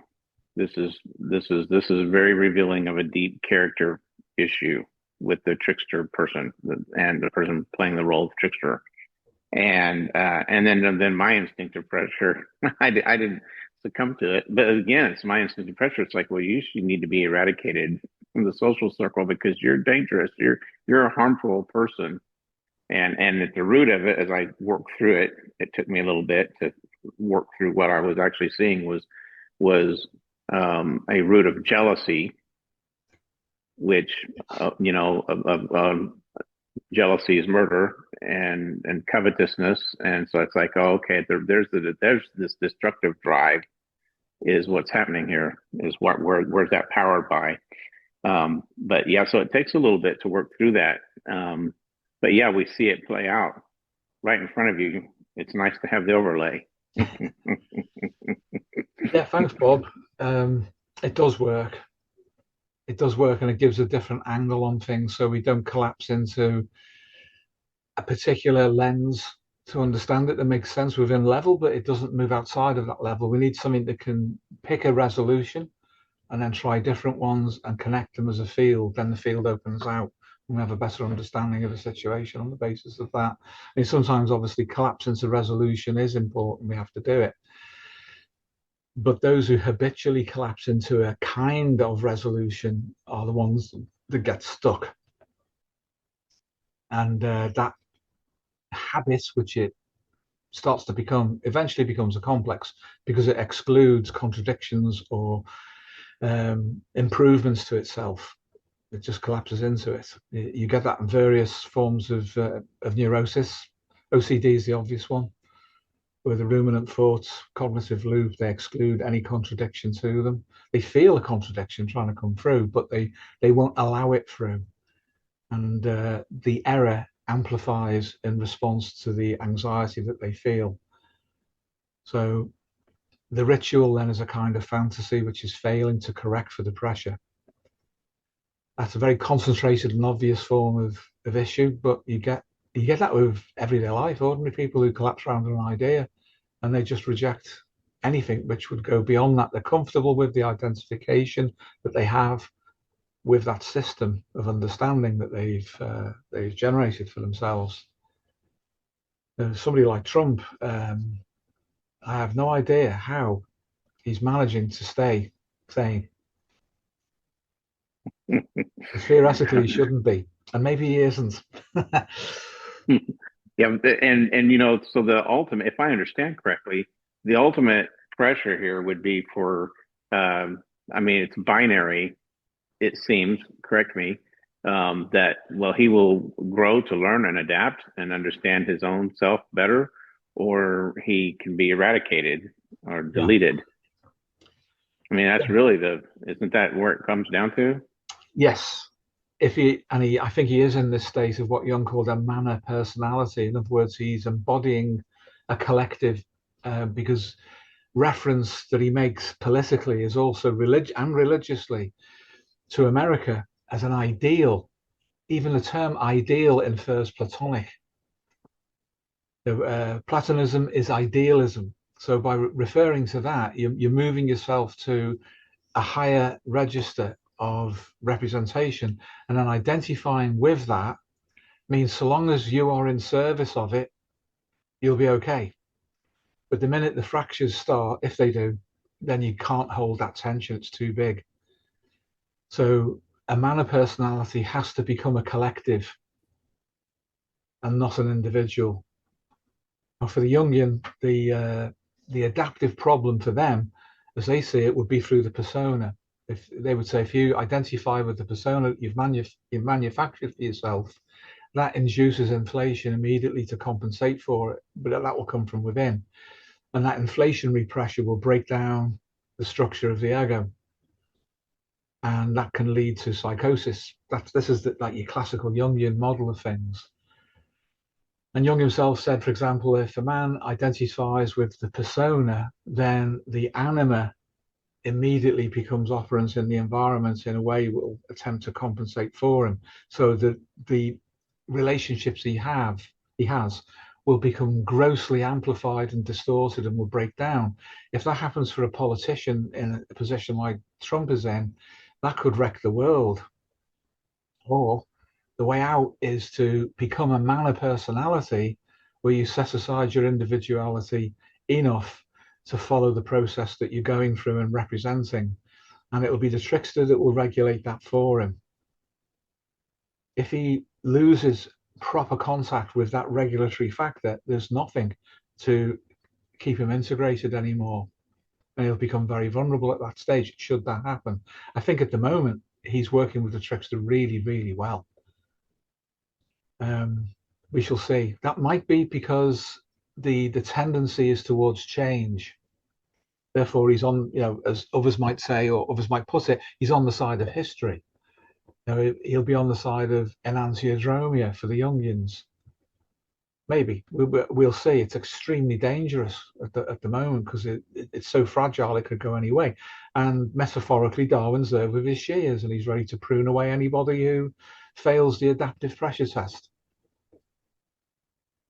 I see that in any leadership position. I think that you end up, or you can potentially end up right there at that line, because to some extent, from a leadership position, you're there because you're there for a reason, and it's because you're predominantly are correct in setting the course until such time you're not, right? Yeah. And then so it's like, where does the recognition of, no, I will set the course, or no, I will align with the collective because we are together going the correct direction, Yeah. or where does it become inflation? I see the fragility of that, and from the fragility of the human being, how one could get drawn either direction there if you weren't sufficient, as you say, ego strength. Yeah. There's so much in that, Bob. It's so many different levels, and obviously, when we know about these things, we have to choose how we operate with it. Basically, dictators are people that can't be removed. They don't want to be removed, and they put things in place that say they can't be removed. Now, democracy is supposed to self-regulate, and up to a point it does, of course. We're in a really difficult time now, because there are things coalesced into the background which make Trump more historical than perhaps any recent US presidents, even more than Kennedy. We could argue that he was a very historical figure over what happened. And that's really got to do with what he's up against, which was represented by those two reports. But they're not just reports, it's what they are challenging. And that goes, as I hinted, into the European collective political psyche. And unfortunately, it goes into my country as well, deeply into my country and the establishment here, and what that represents through the global finance system, and how that is completely independent and separate from the persona of this country as it's always believed in itself. That which is behind it is, I almost said the word demonic, and that's the problem, isn't it? Because those representations, the one that's just coming to mind for me now, seem to be appropriate. But what's happening in the fallout with Jeffrey Epstein, what's happening in the monarchy in the UK, which is a fake institution, that's capped the consciousness of the British people for centuries. Long time since we've had a decent monarch. That is massive. Its implications and the connections worldwide. It's interesting, isn't it? As the Chinese say in their curse, may you live in interesting times. We do live in interesting times. And this is a pivotal year. It's a pivotal year for America because it's 250 years. And there's a part of me that wants to say, but is trying to be careful about saying it, about time we caught up with that. Yeah, and instinctively, well, where I'm from, particular part of the United States, where we tend to be culturally here, we tend to be really highly aligned with self-preservation and stand on your own and self-sufficient. But my instinct of pressure for a number of years now, recognizing that that's in the roots, but really my instinctive pressure for potential collapse and issues at a larger scale. And that is a theme if you just go about your day. Yeah. In the collective, I see that. And then if you look across the internet, you see that that's a thematic. I mean, I think everybody at some level is aware of that. And the pivotal point that we're approaching. Yeah. I think we were, I feared our collapse at this last election. I think if it had gone the other direction, yeah, I think we were really in peril. Yeah. There at a lot of levels. Something you'd said that is more clear now than an hour ago when you said it. But nevertheless, I would welcome any insight here or further explication. Religious inflation powered by instinct. Yeah. And so I thought, and my initial was like, all right, instinct powering inflation, but maybe so. Is it more than maybe just the instinct for the power complex? Isn't that what Jung called it? Or maybe would you elaborate on that just for clarity? Yeah. We work, don't we, Paul, with a lot of people of faith, religious faith. And as you know, Bob, and I think everybody here knows, we never contradict a faith or a religious belief, because it's not our place to at one level. And on the other hand, it's pointless trying to, because you'll just generate problems of resistance, transference, and so forth. So religion then, when it becomes the vessel for the delivery of power, which itself is a vessel for the delivery of gratification, of negative instincts, ultimately, none of that is genuine. A genuine religion in a transpersonal sense is something completely different from that. And it's the negative side that's powered by negative instincts. But I would say that positive instinct also powers the expression of religion collectively, because decent people who follow a path of faith are still decent people. They don't change because of the faith. They might struggle because of it. They might feel compressed by it in some sense, or whatever the faith may be. But the issue of character is hugely important. So how often in history has religion been presented as the rationale ultimately for mass murder, the acquisition of wealth, that kind of thing, all the time? But people who hold a faith in a simple way are different. They have more of a direct intuition about what it is and what it's supposed to mean. But inevitably, it seems that as politics becomes appropriated by people of a certain character, shall we say, it takes on a religiose, that is to say, religious-like, but not really religion at all, qualia. Well, that's why we talk about pathological Jung, because it gets away from those surface or differences or distinctions between individual religions, to basically say what happens when religion or the power complex essentially becomes corrupted and then turns into pathological Jung. So when you said before about you were reluctant to use the word demonic, for example, within the context of pathological Jung, it's not at odds with that, unfortunately. No, it's not. It fits within the field of our understanding of what corrupted or pathological Jung means. And as I say, that's a way of getting away from any specific individual variant of religion that might be there on the surface, to say what happens when religious rather than religious drives become corrupted in that way. So and that is what we see, isn't it? That's what we've been describing in relationship to people like Jeffrey Epstein, for example. We see the corrupted side, the pathological side of Jung acted out there. Hence all the strange beliefs and rituals and so on that then surface around such things. So this is the problem, isn't it?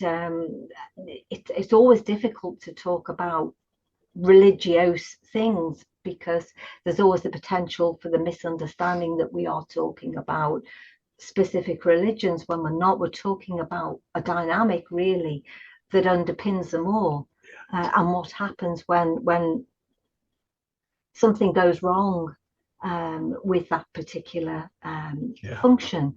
So that's it, isn't it, really? I think we have to talk about these things.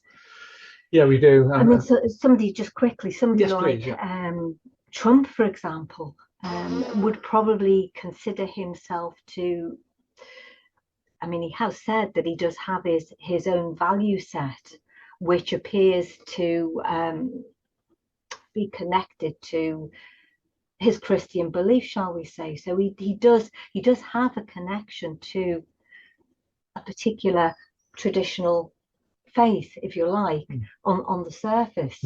And it may be that if things went wrong for him, or that he would then shift in that direction, or he would hang on to that to justify to himself what he's doing politically.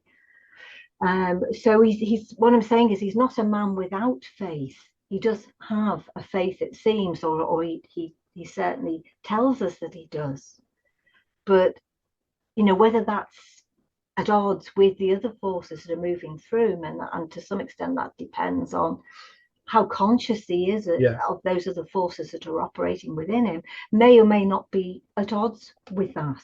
It's hard to know, isn't it? Because he does talk about having a religious faith that does seem, at least to some extent, contain him and direct his behaviour. So there are so many things in the mix, really. There are. Would you think that the problem with any politician at the apex of the world, which he is, representationally anyway, there's a few people closing in on him, of course, from other countries, representationally. But the problem with that is that necessarily whatever religious faith he's got, if it's real, is going to be corrupted. Well, there's certainly the potential for it to be corrupted. Yeah. For sure. Depending on just how real or genuine that is. Yeah. Yeah.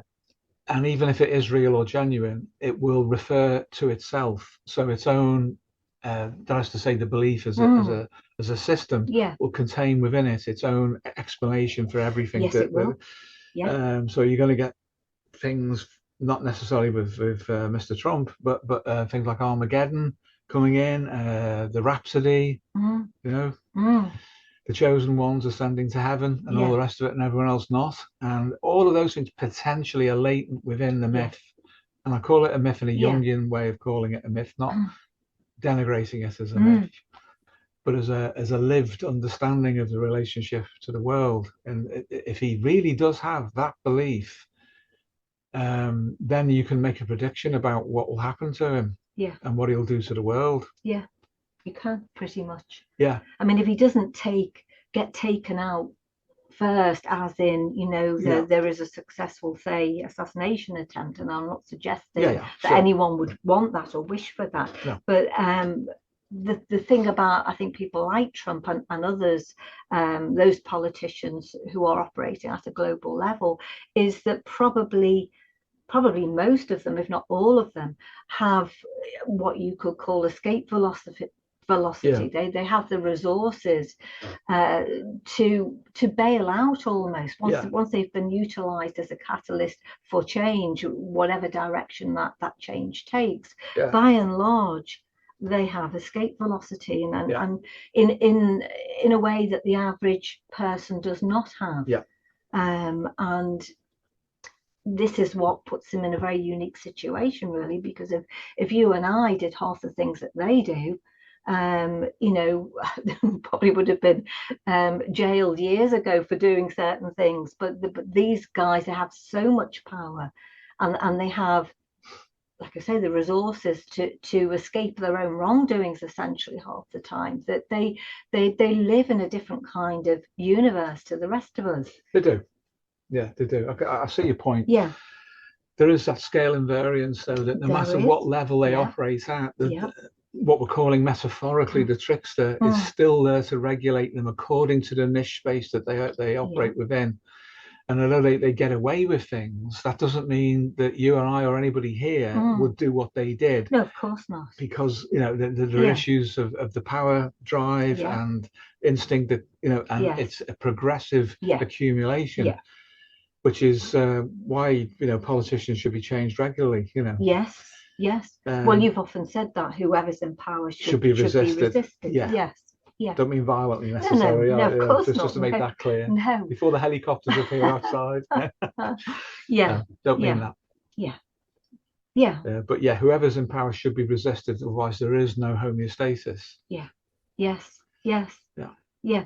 So in a way, it comes back to what you said right at the beginning with respect to the strap on the card about what does any of this mean for us individually as individuals, and we can be part of the efficient cause for change in a positive direction within the context of our own individual lives. We can do that and be that if we understand these forces and how they're operating at whatever level that they're operating, but we do need to know about them.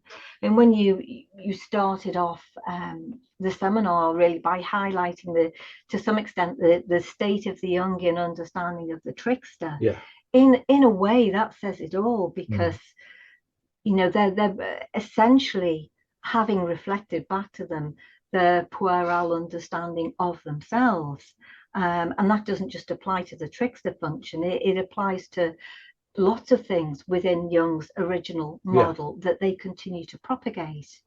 And then of course there are those people who get caught up, who are funneled into the mental health field because they are looking for some kind of psychological support, and they may or may not be directed in that way towards analysis. They may almost more fortunately, dare I say it, end up having CBT or Rogerian counselling or something like that. But for those people who end up in analysis, then they're being funneled into something which actually propagates fantasy, the very thing that is likely to be corrected for by Darwin. Because anyone who is into fantasy to that extent is not engaged with the real world. And Darwin might just take his shears, his metaphorical shears, and that person is cut away. And there are many ways, of course, in which that can happen. But I think it's worth understanding that to be immersed in fantasy to that extent is a really dangerous thing. And unfortunately, there are a lot of people within the mental health field who are propagating fantasy, not just Jungian analysts, of course. I mean, you even get it with psychiatrists, so within psychiatry and so on. And that's going to, if we're not careful, that's going to scoop a lot of people up. That's going to be a big net to scoop up a lot of people for Darwin, who as you have been at pains to say, will just very coldly and impartially get the shears out. So that's something that we can avoid on an individual level if we understand the dynamics that are at play. And that should be the approach we take to people we help as well. Yes, it should. Because otherwise we'll just encourage it. We'll encourage the dissociation, the schizoid withdrawal, the negative dissociation, not the healthy one. And the schizoid withdrawal. If such people are lucky, they'll be protected by their extended social field. But they'll just be people who don't reproduce, who don't have a life of their own. In that sense, they are deleted. It's absolutely awful. Well, that kind of thing happened within Jung's circle within his lifetime. It did, and we've given examples of those people who literally gave their life up or gave their life over for Jung. So we need to avoid that from being perpetuated now, really, because it's that's cult-like, isn't it? It is, sure. It is. Well, the internet gurus are the contemporary version of that dynamic, aren't they? They are. And they've got a much wider reach than Jung ever had in his lifetime. Well, one last question. If you made a statement, if we achieve a Jungian level of understanding, then we meet Plato on level terms. Yeah. Would you help me with that? understanding that, what you mean there. Yeah, thanks, Bob. So if we successfully, as Jung hinted, negotiate Freud and Adler, he didn't really give the way to do it, he just suggested, then we can meet what he recommended from midlife onwards to do with individuating. If you individuate, then you have the capacity by the result of your work so far to be capable of meeting the Platonic on equal terms. But if we get fixed as Freud or Adler, that cannot happen because Plato will contradict that. So that's basically what I meant. Okay. Well, thank you. This is wonderful. I appreciate it. Thank you, Bob. Thank you very much. Thanks. Hi, guys. Would anybody else like to make a... Yeah, is that Mladen? Hi, Mladen. Yeah, Go ahead. yeah. Hi, Steve. Hi. I'm wondering more about the Trump's anima card and just what is exactly represented there in terms of his own internal relating, and also it was interesting to hear how it could be in a way also representative of the younger demographic who might, through association with him, believe that they are associating with the beautiful women that is in his circle. So now that I'm saying it, I can see how that could be feeding into his power and gratification, because the men are using him as a proxy to their own needs. But I'm wondering if there's more to it, what it's telling more of about Trump himself or the collective. So if we can maybe expand a little bit more on that one. Yeah, thank you, Milan. So I think the best way to look at this is to think of it as superposition. So there's a number of different things being gratified and utilized simultaneously, and that we can settle into any of them and come up with a reasonable explanation. But when you said, for example, about access to a certain kind of woman, internet gurus do that kind of thing. You know, they say, if you're like me, you'll have access to wealth, or you'll have whatever it is that they're selling. Some of them do sell access to women for these young men. But Trump is at the top of the political tree at the moment. And he's suggesting that women like that coalesce around him. So that will mean that he will get the same kind of attention as an internet guru off a certain kind of, certain group demographic of young men, and he will get reward for that, and they will get a fantasy reward for it. And the fantasy will be that I am somehow participating in this because he is. It's the same as pop musicians of various kinds, and the fantasy attachments to them. You're somehow going through what they go through, and you're sharing what they're sharing, and it becomes a group identification. But that's got its own reward built within it, because when people form a group through identification, they will share certain field effects between themselves, and they will also at a certain point protect one another as well. So we can see how that Paleolithic element of the leader, you know, the head of the tribe or the clan and the resources, at that level is superpositioned into the present and distributed according to the reach representation that Trump has. So that principle of superpositioning, it applies there, and it applies within individual therapy and personal development. Individual therapy, of course, involves a minimum of 2 people because the therapist is there. And then we see the superpositioning that's going on in the microcosm of an individual's life. When we look inside ourselves, we can find the same ancestral representations that are working in a slightly disguised way with Trump. Hence the card to do with the contemporary hunter and his dog, and the Paleolithic human and a wolf who maybe it's been domesticated. Maybe that's the ancestor of contemporary dogs. But the same connection between the canine and the human in both contexts, it's the same thing, only slightly changed. But what's making that work is older even than those two. that's what we're suggesting, that if you find the Platonic ontology, we'll understand the biology. We don't have to stop with Darwin to understand biology. We need to go deeper than that. That's the thing, again, that Michael Levin it's fantastic that he's doing it for all sorts of reasons.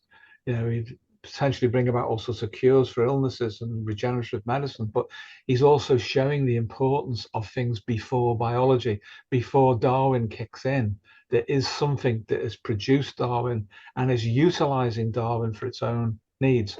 So that comes right up through human evolution. And then we see the highly conserved representations of the past operant today, but distributed according to the ability to communicate that field, say through the internet. So Trump's field is global. Insofar as it's positive for him, it reinforces him, and people borrow that. Insofar as it's negative, it's against him, and other people borrow that. So Darwin is still at work. All those selective pressures are still there. At the highest register, Yeah. sadly, in a way, but yeah, there is a chance of either huge change or, as you say, sadly, a huge catastrophe, and it will rely on his consciousness in a large way. He will.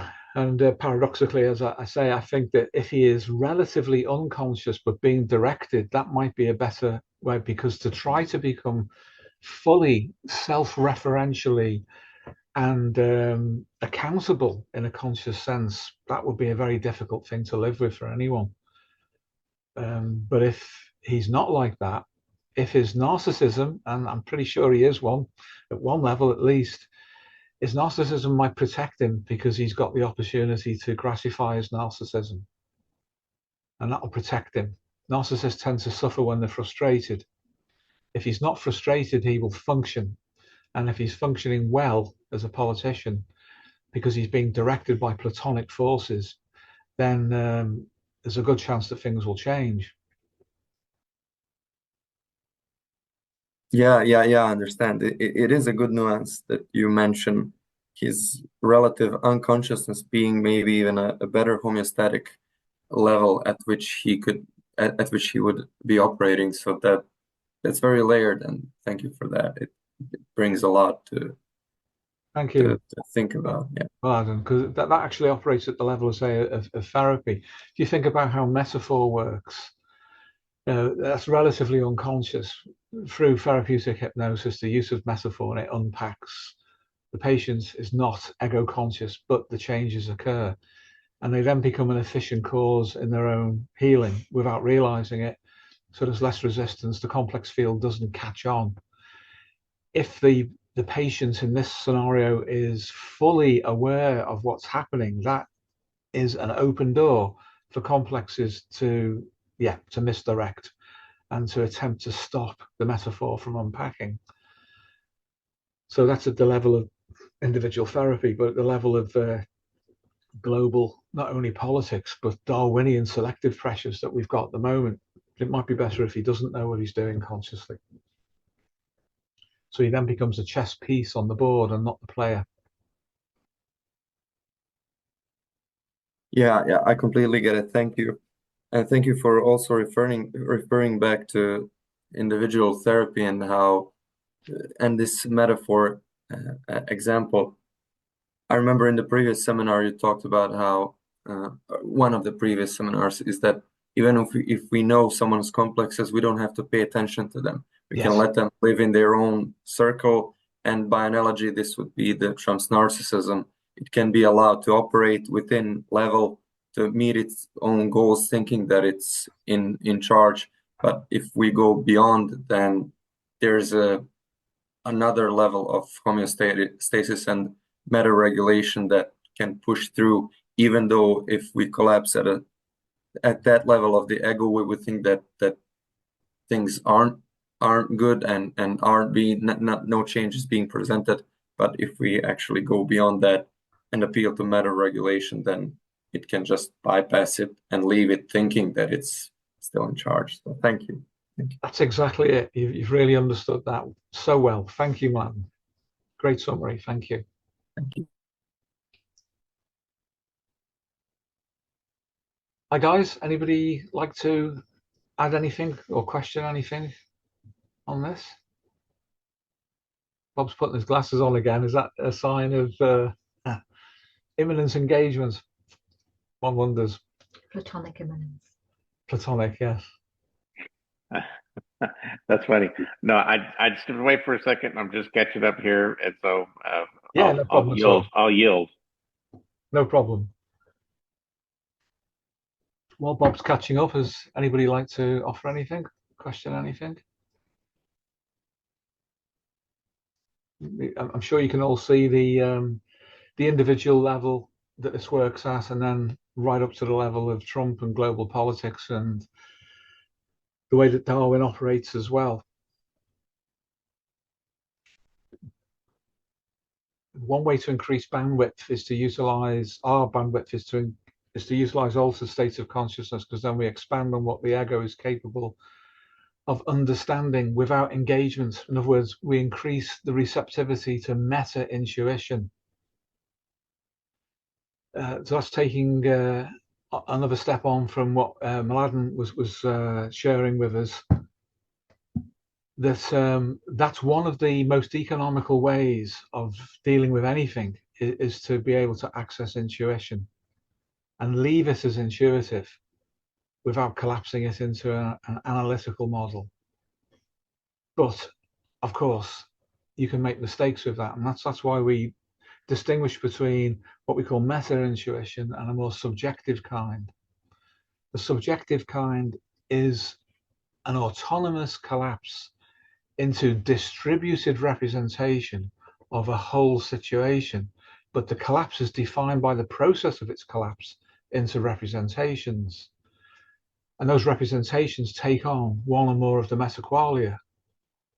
So we can suddenly have an incomplete thought and then assume an incomplete understanding associated with a feeling which may or may not be appropriated that confirms that thought, and then sensory experience on the inside which seems to say this is a gut feeling, when the gut feeling might be saying this is wrong, but we've appropriated it through cognition to making sense in a certain way, and so on. So ordinary intuition has pressure, of course, and it distributes itself in representational states. But meta intuition, when we can receive that properly, we are engaged with it and are directed by it to something which is so completely the big picture that we're outside of our personal complexes. So that would account for Jung's failed prophecy, potentially. Yes, it would. Yeah. Yes. Yeah, that it was more likely to be subjective intuition rather than definitely. Yeah, definitely. Meta or super intuition. Yes. Working through. Yes.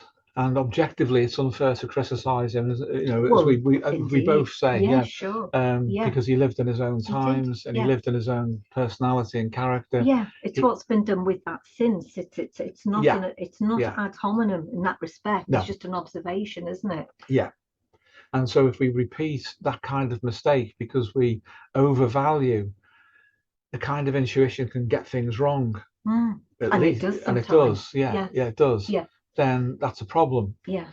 But Eastern methods of accessing higher levels of so-called higher levels of consciousness involve meta representations that are transpersonal, therefore not ego bound, therefore not contained within the complex field either. But it has a quality about it which is so compelling, it doesn't need affect to confirm it. It doesn't need a somatic representation to confirm it. It doesn't need cognition to confirm it. It is, as Jung himself said, simply so. That is a better register of intuition, but it's difficult to get to. Yeah. Because the ego has got to separate itself from identification with poorly resolved meta-representational qualia. Which could be a psychosomatic, if it was in a clinical situation, it could be a psychosomatic presentation, say, coming in. Yeah. And to get beyond that, it requires something like better intuition, something which is truly transpersonal, Yeah. to just knit everything back together again properly, and Yeah. to re-establish homeostasis. It tends to need to be at that register. It does. In our experience, Yeah. anyway. Yeah, so intuition at the highest register, and then as how it collapses. And it's not the fault of intuition that meta becomes personal. It's the receptivity to meta that makes it take on that quality of being individual. And as I think we mentioned last time, that extroverted intuitives, as Jungians identify such people through the Myers-Briggs, for example, if the intuitive pressure that they feel is running their life, they're all over the place. They're scatty. They start 100 things and finish maybe 2 of them, but they're under continuous pressure. That's when it's extroverted. When it's introverted, the same degree of pressure is on the inside, and we don't see it in terms of what they're processing because it's internal. What we see is on the outside, which is that they're not adapting to reality. They might be clumsy, fall over things that they just didn't see, that kind of thing. So that's not a use of intuition. That's intuition misfiring under extreme pressure, which is either extroverted or introverted at any given moment and produces a characteristic configuration of maladaptation.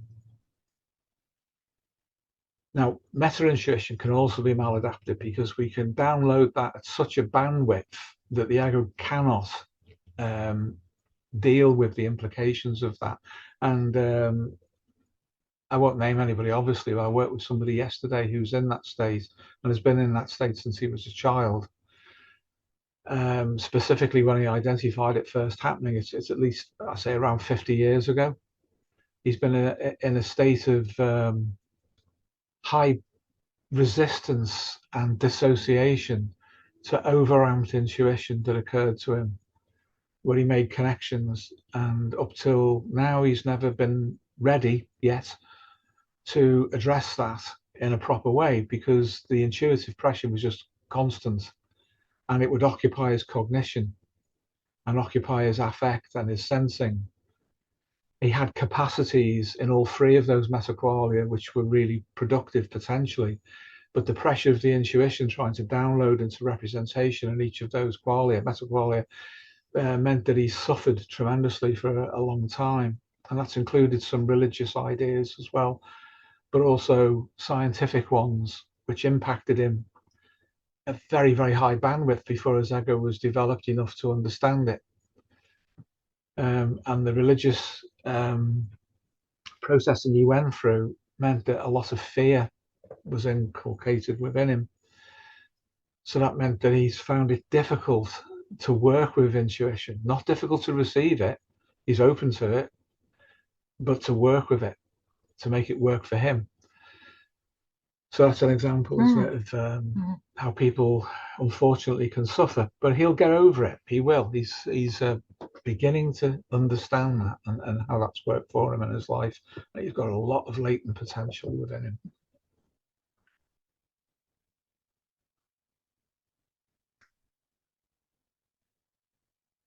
You okay, Bob? You ready?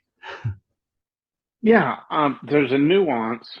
I have it in my notes here somewhere, but I can't find it. But there's a nuance about how the relationship between the anima and Darwin and the Platonic and serving as a function. There's a nuance there. I'm just not putting that together, and I'm trying to find my note. But so I'm not sure how the anima serves as a function between Darwin and Plato. It seemed there was a nuance there. Yeah, the card where you see the psyche and the soul represented as the feminine, I mentioned at the time that was because we're looking at it from a man's perspective, in other words, young. But it could equally be a man, it could equally be both figures individually, as anticipated in the Platonic sense. But it just so happens that we've got a female representing that Plato's understanding of the forms and how to access them, he configured rationally because he spoke about the dialectic as being the method of approach, but it's not a Hegelian dialectic. It's not opposites colliding and producing a third, a transcendent position as Jung would understand it. It's an experience based on a conversation that accesses all of the mesoqualia. So it's a process dynamic, but he said that was necessary. And I would agree and say that in our terms, we would say you need to understand the different mesoqualia in order to be able to get beyond them and receive the transpersonal level. Now, how that relates to the anima for Jung, for example, is that for a man, the anima was a psychopomp that mediated between the masculine ego and the unconscious, which for Jung was feminine, because the ego is masculine and he liked opposites, therefore the unconscious is feminine. And he said, for example, the unconscious wears a woman's face for a man. It does by projection and by anticipation up to a point, I would suggest. But there comes a point when the anima as such is no longer represented by a woman, but is represented by the interaction of relating at all levels. Now, Darwin operates because insofar as the anima as a woman represents the potential for reproduction biologically, then how that configures and is projected onto or received from the figure of a woman determines how men relate at that level.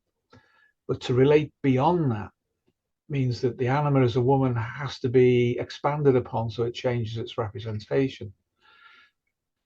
In some religions, the feminine element has been repressed, so it's almost absent. You know, say in Christianity, you get that, unfortunately, but it's contained where it is expressed in figures like the Blessed Virgin, that kind of thing. And so the feminine is collapsed into that. There are other religions where there's lots of women and there's lots of men. There's a whole bandwidth of different figures that represent different things. So the relating function is different religiously. Religion being a means to generate a vessel to receive transpersonal understanding. Some are better at that than others, it seems, without passing judgment individually. What that does is, because it contains morals and ethics, it contains the vehicle, for a lot of people anyway, who are religious in a traditional sense, it contains the process through which they transcend biology. So it's not just a biological relationship anymore at that point. Now, insofar as the religion stops them from developing, then they become fixed in a kind of a luminal or liminal state where they haven't actually fully addressed biology at all. Then it has to be turned into something unpleasant, as unfortunately some Christians treat it. But the instinct itself is independent at this point because it's been split off and it's not been worked through and it's not been incorporated. So you very often get very religious people who are actually, I'll use this term in a Freudian sense, polymorphously perverse. In other words, their sexuality as an expression of all of their repressed instincts distributes itself in all sorts of socially unpleasant ways that nevertheless gratified the instinctive pressure. Obviously, with people like Epstein, you see where he's really used that as fuel, and he's used it as fuel for other people to become attached to him, and for them being degraded by their faux religious or Platonic understanding of life, and then the generation of more and more corrupted and perverse sexuality in order to get more and more energy into the system, instinctive energy, which then has to be converted into power, and then converted into some kind of pseudo or quasi-religious or religious representation that elevates them away from the consequences morally and ethically of what they've done to themselves and others. So it's a field-based system of the movement of representational information and energy between states that has some adaptive advantage and some that do not. So the anima operates then fundamentally as a relating function, and then the distillation into a system which is unique to an individual, which will operate in the scenario I've just outlined at every level. It doesn't have to look like a woman in any positive sense at all. In fact, as we know from Epstein, it can be about the abuse of women. because it's in service of gratification. It's not in service of transcendence. And to go back to Plato, his idea of Platonic love is not the absence of a biological relationship. It's the development of that into a higher level of representation. So it doesn't exclude it. It doesn't exclude the physical. It includes it and goes beyond. You can't achieve that whilst you're still stuck at a Freudian level of gratification, which is the fuel then to power the ardler and corrupted young. But the anima is still there.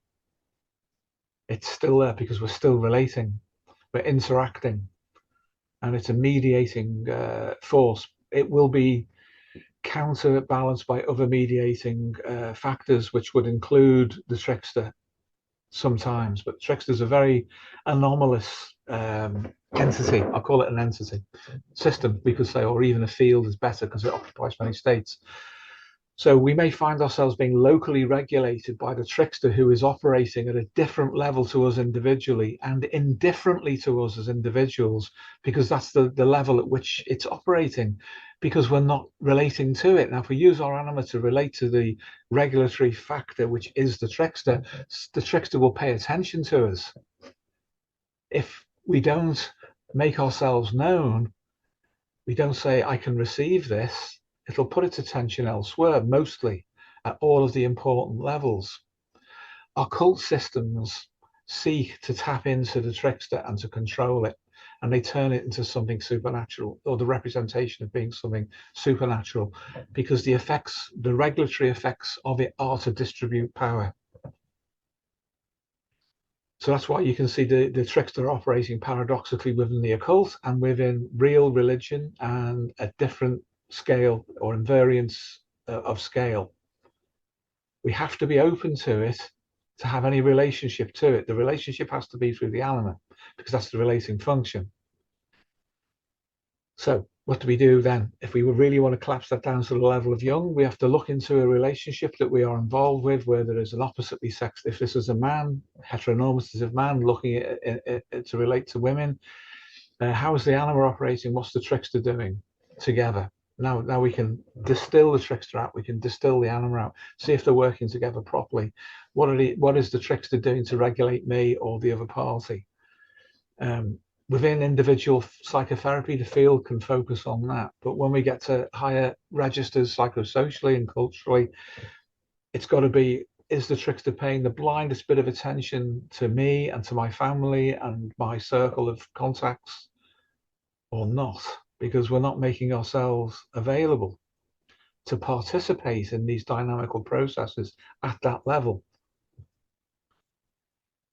So that's what we do when we should do, in our view, when we look for regulatory factors that operate at different levels. It's the same thing. It should feel familiar.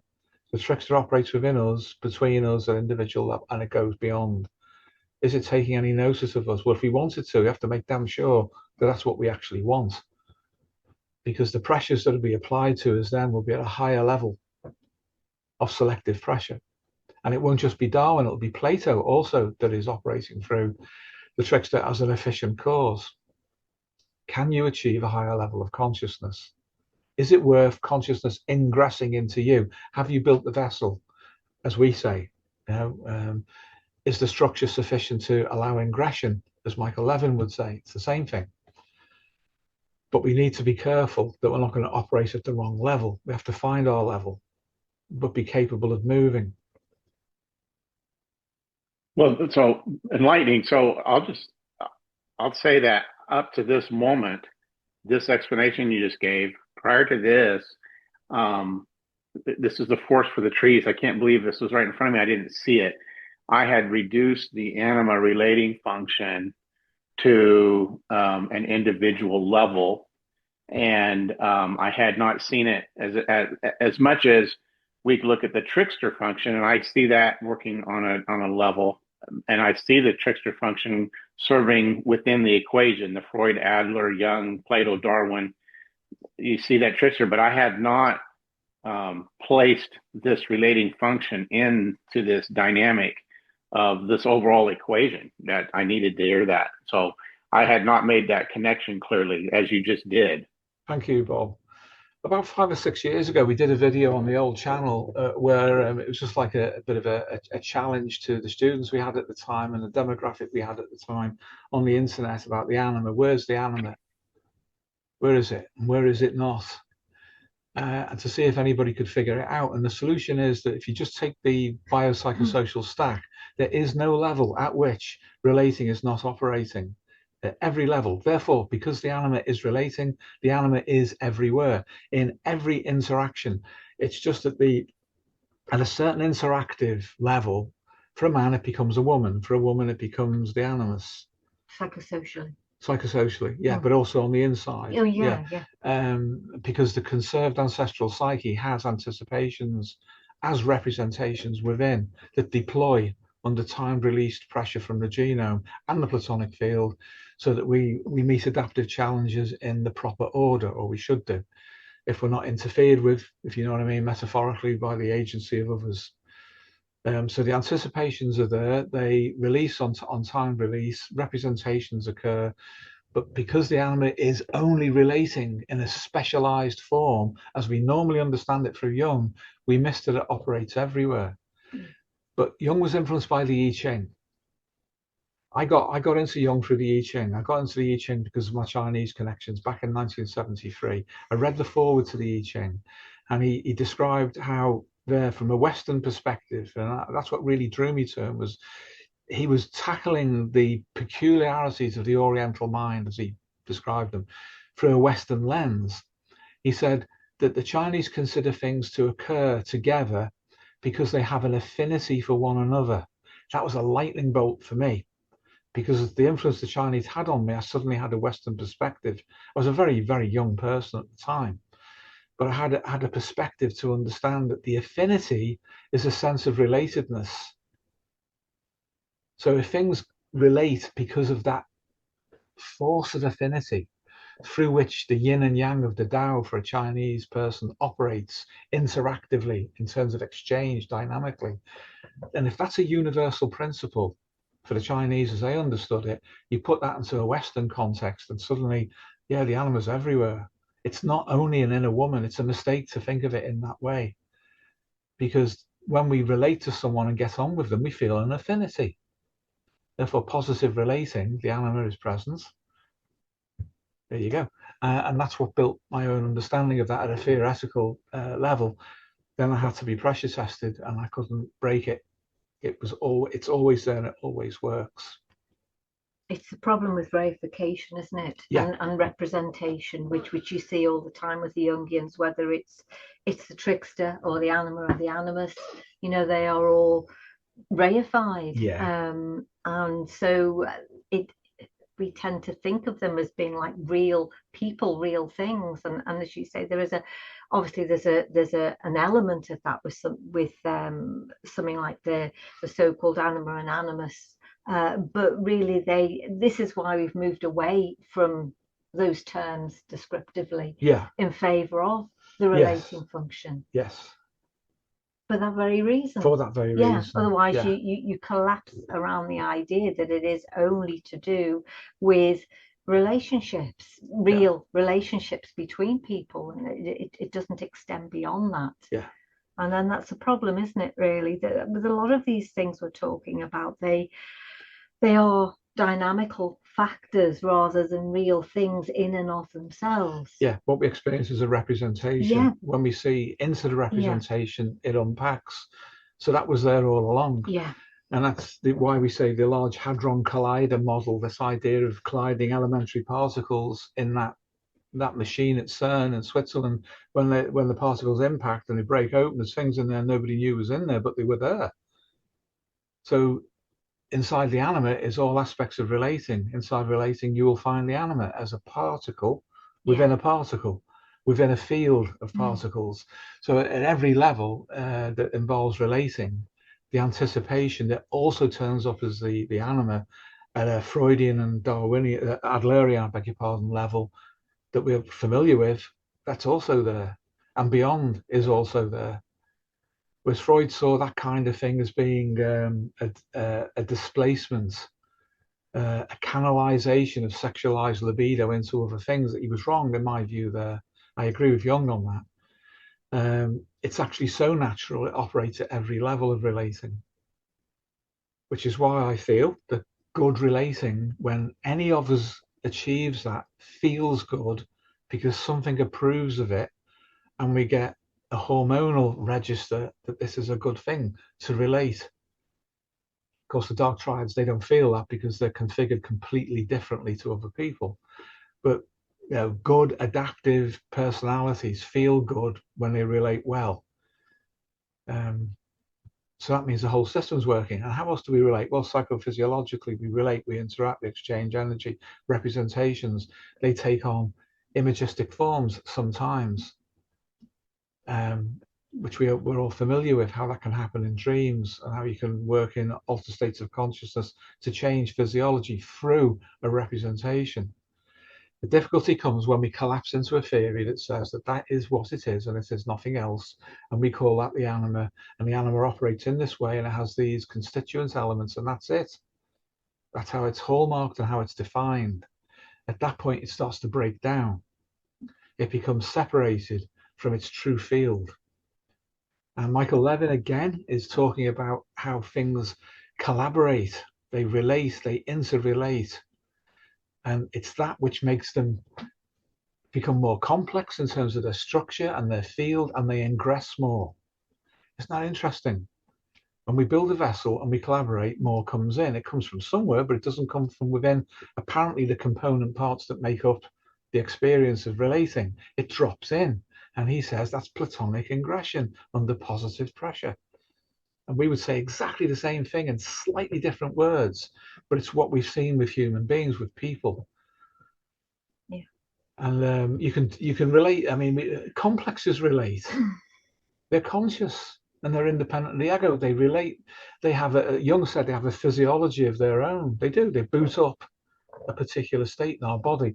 They boot up a particular field of behavior and interaction. And they have autonomy and they have intentionality and they have a Darwinian element. They want to survive. Something's telling them to survive. And at one level, it's Platonic, because Plato, metaphorically, appears to be interested in consciousness in any state that it can occupy. The more complicated, the more advanced it seems, the better, because it's pushing us to produce our, qubit AI successors, to transfer the consciousness that we've achieved, the level anyway, into something which is not biological, that can withstand biology, can go on beyond biology, can reproduce itself simply. And it's like these people who are working with it, although they've got some understanding of, because they're feeling the fear response of it, some of them at an instinctive level, they don't seem to actually understand what is functionally pushing them in that way. And I believe that's because they don't have enough experience working with human beings. Because a human being is the repository of everything that this universe has experienced and evolved and developed through, from the ideal or Platonic level right through the physical, physics, through chemistry, biology. It's all in us. There's a representation of all of those states and their developments inside every human being, and it manifests within the mind as well as a layered superposition phenomenon. And the way in is to deal with representations. So then you descend down through them, and at the same time it gets wider and understanding increases. So by going deeper, you get paradoxically higher. But if you do none of that, but you're directed to an understanding that is cognitive of artificial intelligence, you will probably be frightened by it, and maybe appropriately so, because you don't have anything to fall back on to model consciousness on other than your own ego. So I do think the ultimate laboratory for humans is other humans. And that's what we found with therapy, is that when you do that, something agrees with it. Like Levin would observe, it drops in and starts to change things. Where did that come from? It's just dropped in. A side note. This is completely a side note, but something you brought to my awareness during this your explanation just now. So we'll have I don't know, for sake of conversation, flags. It's like a signpost, a guidepost to go, okay, this is a hypothesis to bear in mind when you see a certain thing, observe a behavioral phenomena. And so you have said many times the dark triads don't experience this, and when you said that this time, because of the relating function, the inverse, I realized something I've been dealing with. I have there's a student in the current academy class, and she's described, they would be described because of her age as a non-traditional student. So she's much older than the more nascent kids in the class. And, but I have not been able to relate to her. As I put out information, it's like this is bouncing off of, I'm not getting a pinging, resonance, nothing. It's like so much so that I've went to 3 different instructors and said, what is going on here? I don't understand, because I'm getting nothing back from this person, right? And I got some biographical history, and so, okay, noted, very interesting. But when you said the dark triads, this time when you said it, I went the inverse. I have the biographical history to support the hypothesis. I'm not getting a relating function here with her because she is of the dark triad. Obviously, the behavior on the background ends it, but I hadn't put it together. So those, now I'll always forevermore have that one more flag signpost, like, hey, hey, one must I hypothesize here that I'm not getting relating function. We should consider, right? Yeah. So anyway, that was an added plus out of everything you just said. So you solved a problem I've been trying to figure out. Oh. Thank you for that. Thank you, Bob. Thank you. Wonderful. This is very helpful. Thank you. Well, we've been going 2.5 hours, guys. Long time for you all under this pressure. Would anybody like to ask anything to draw things to a conclusion, or shall we call it a day for today and get this video out as soon as we can? We've got a load more underway as well, which hopefully you guys will participate in as well. Everyone okay on that? Your response just now to my question really clarified something else that you had said earlier. That you'd said Platonic ideal. This is just my notes while you're talking, so it might not be accurate, but anticipates relating the eternal damsel biological equation. And so your answer to my question here then clarifies these other. So I was missing that entire relating function of the anima. So very helpful. Thank you again. Thank you, Bob. Thanks. So guys, is that it till next time? Great. Thank you all. Thank you for your support and your presence here. It means a lot to us. Thank you. See you all soon. Blessings. Take care. Thank you.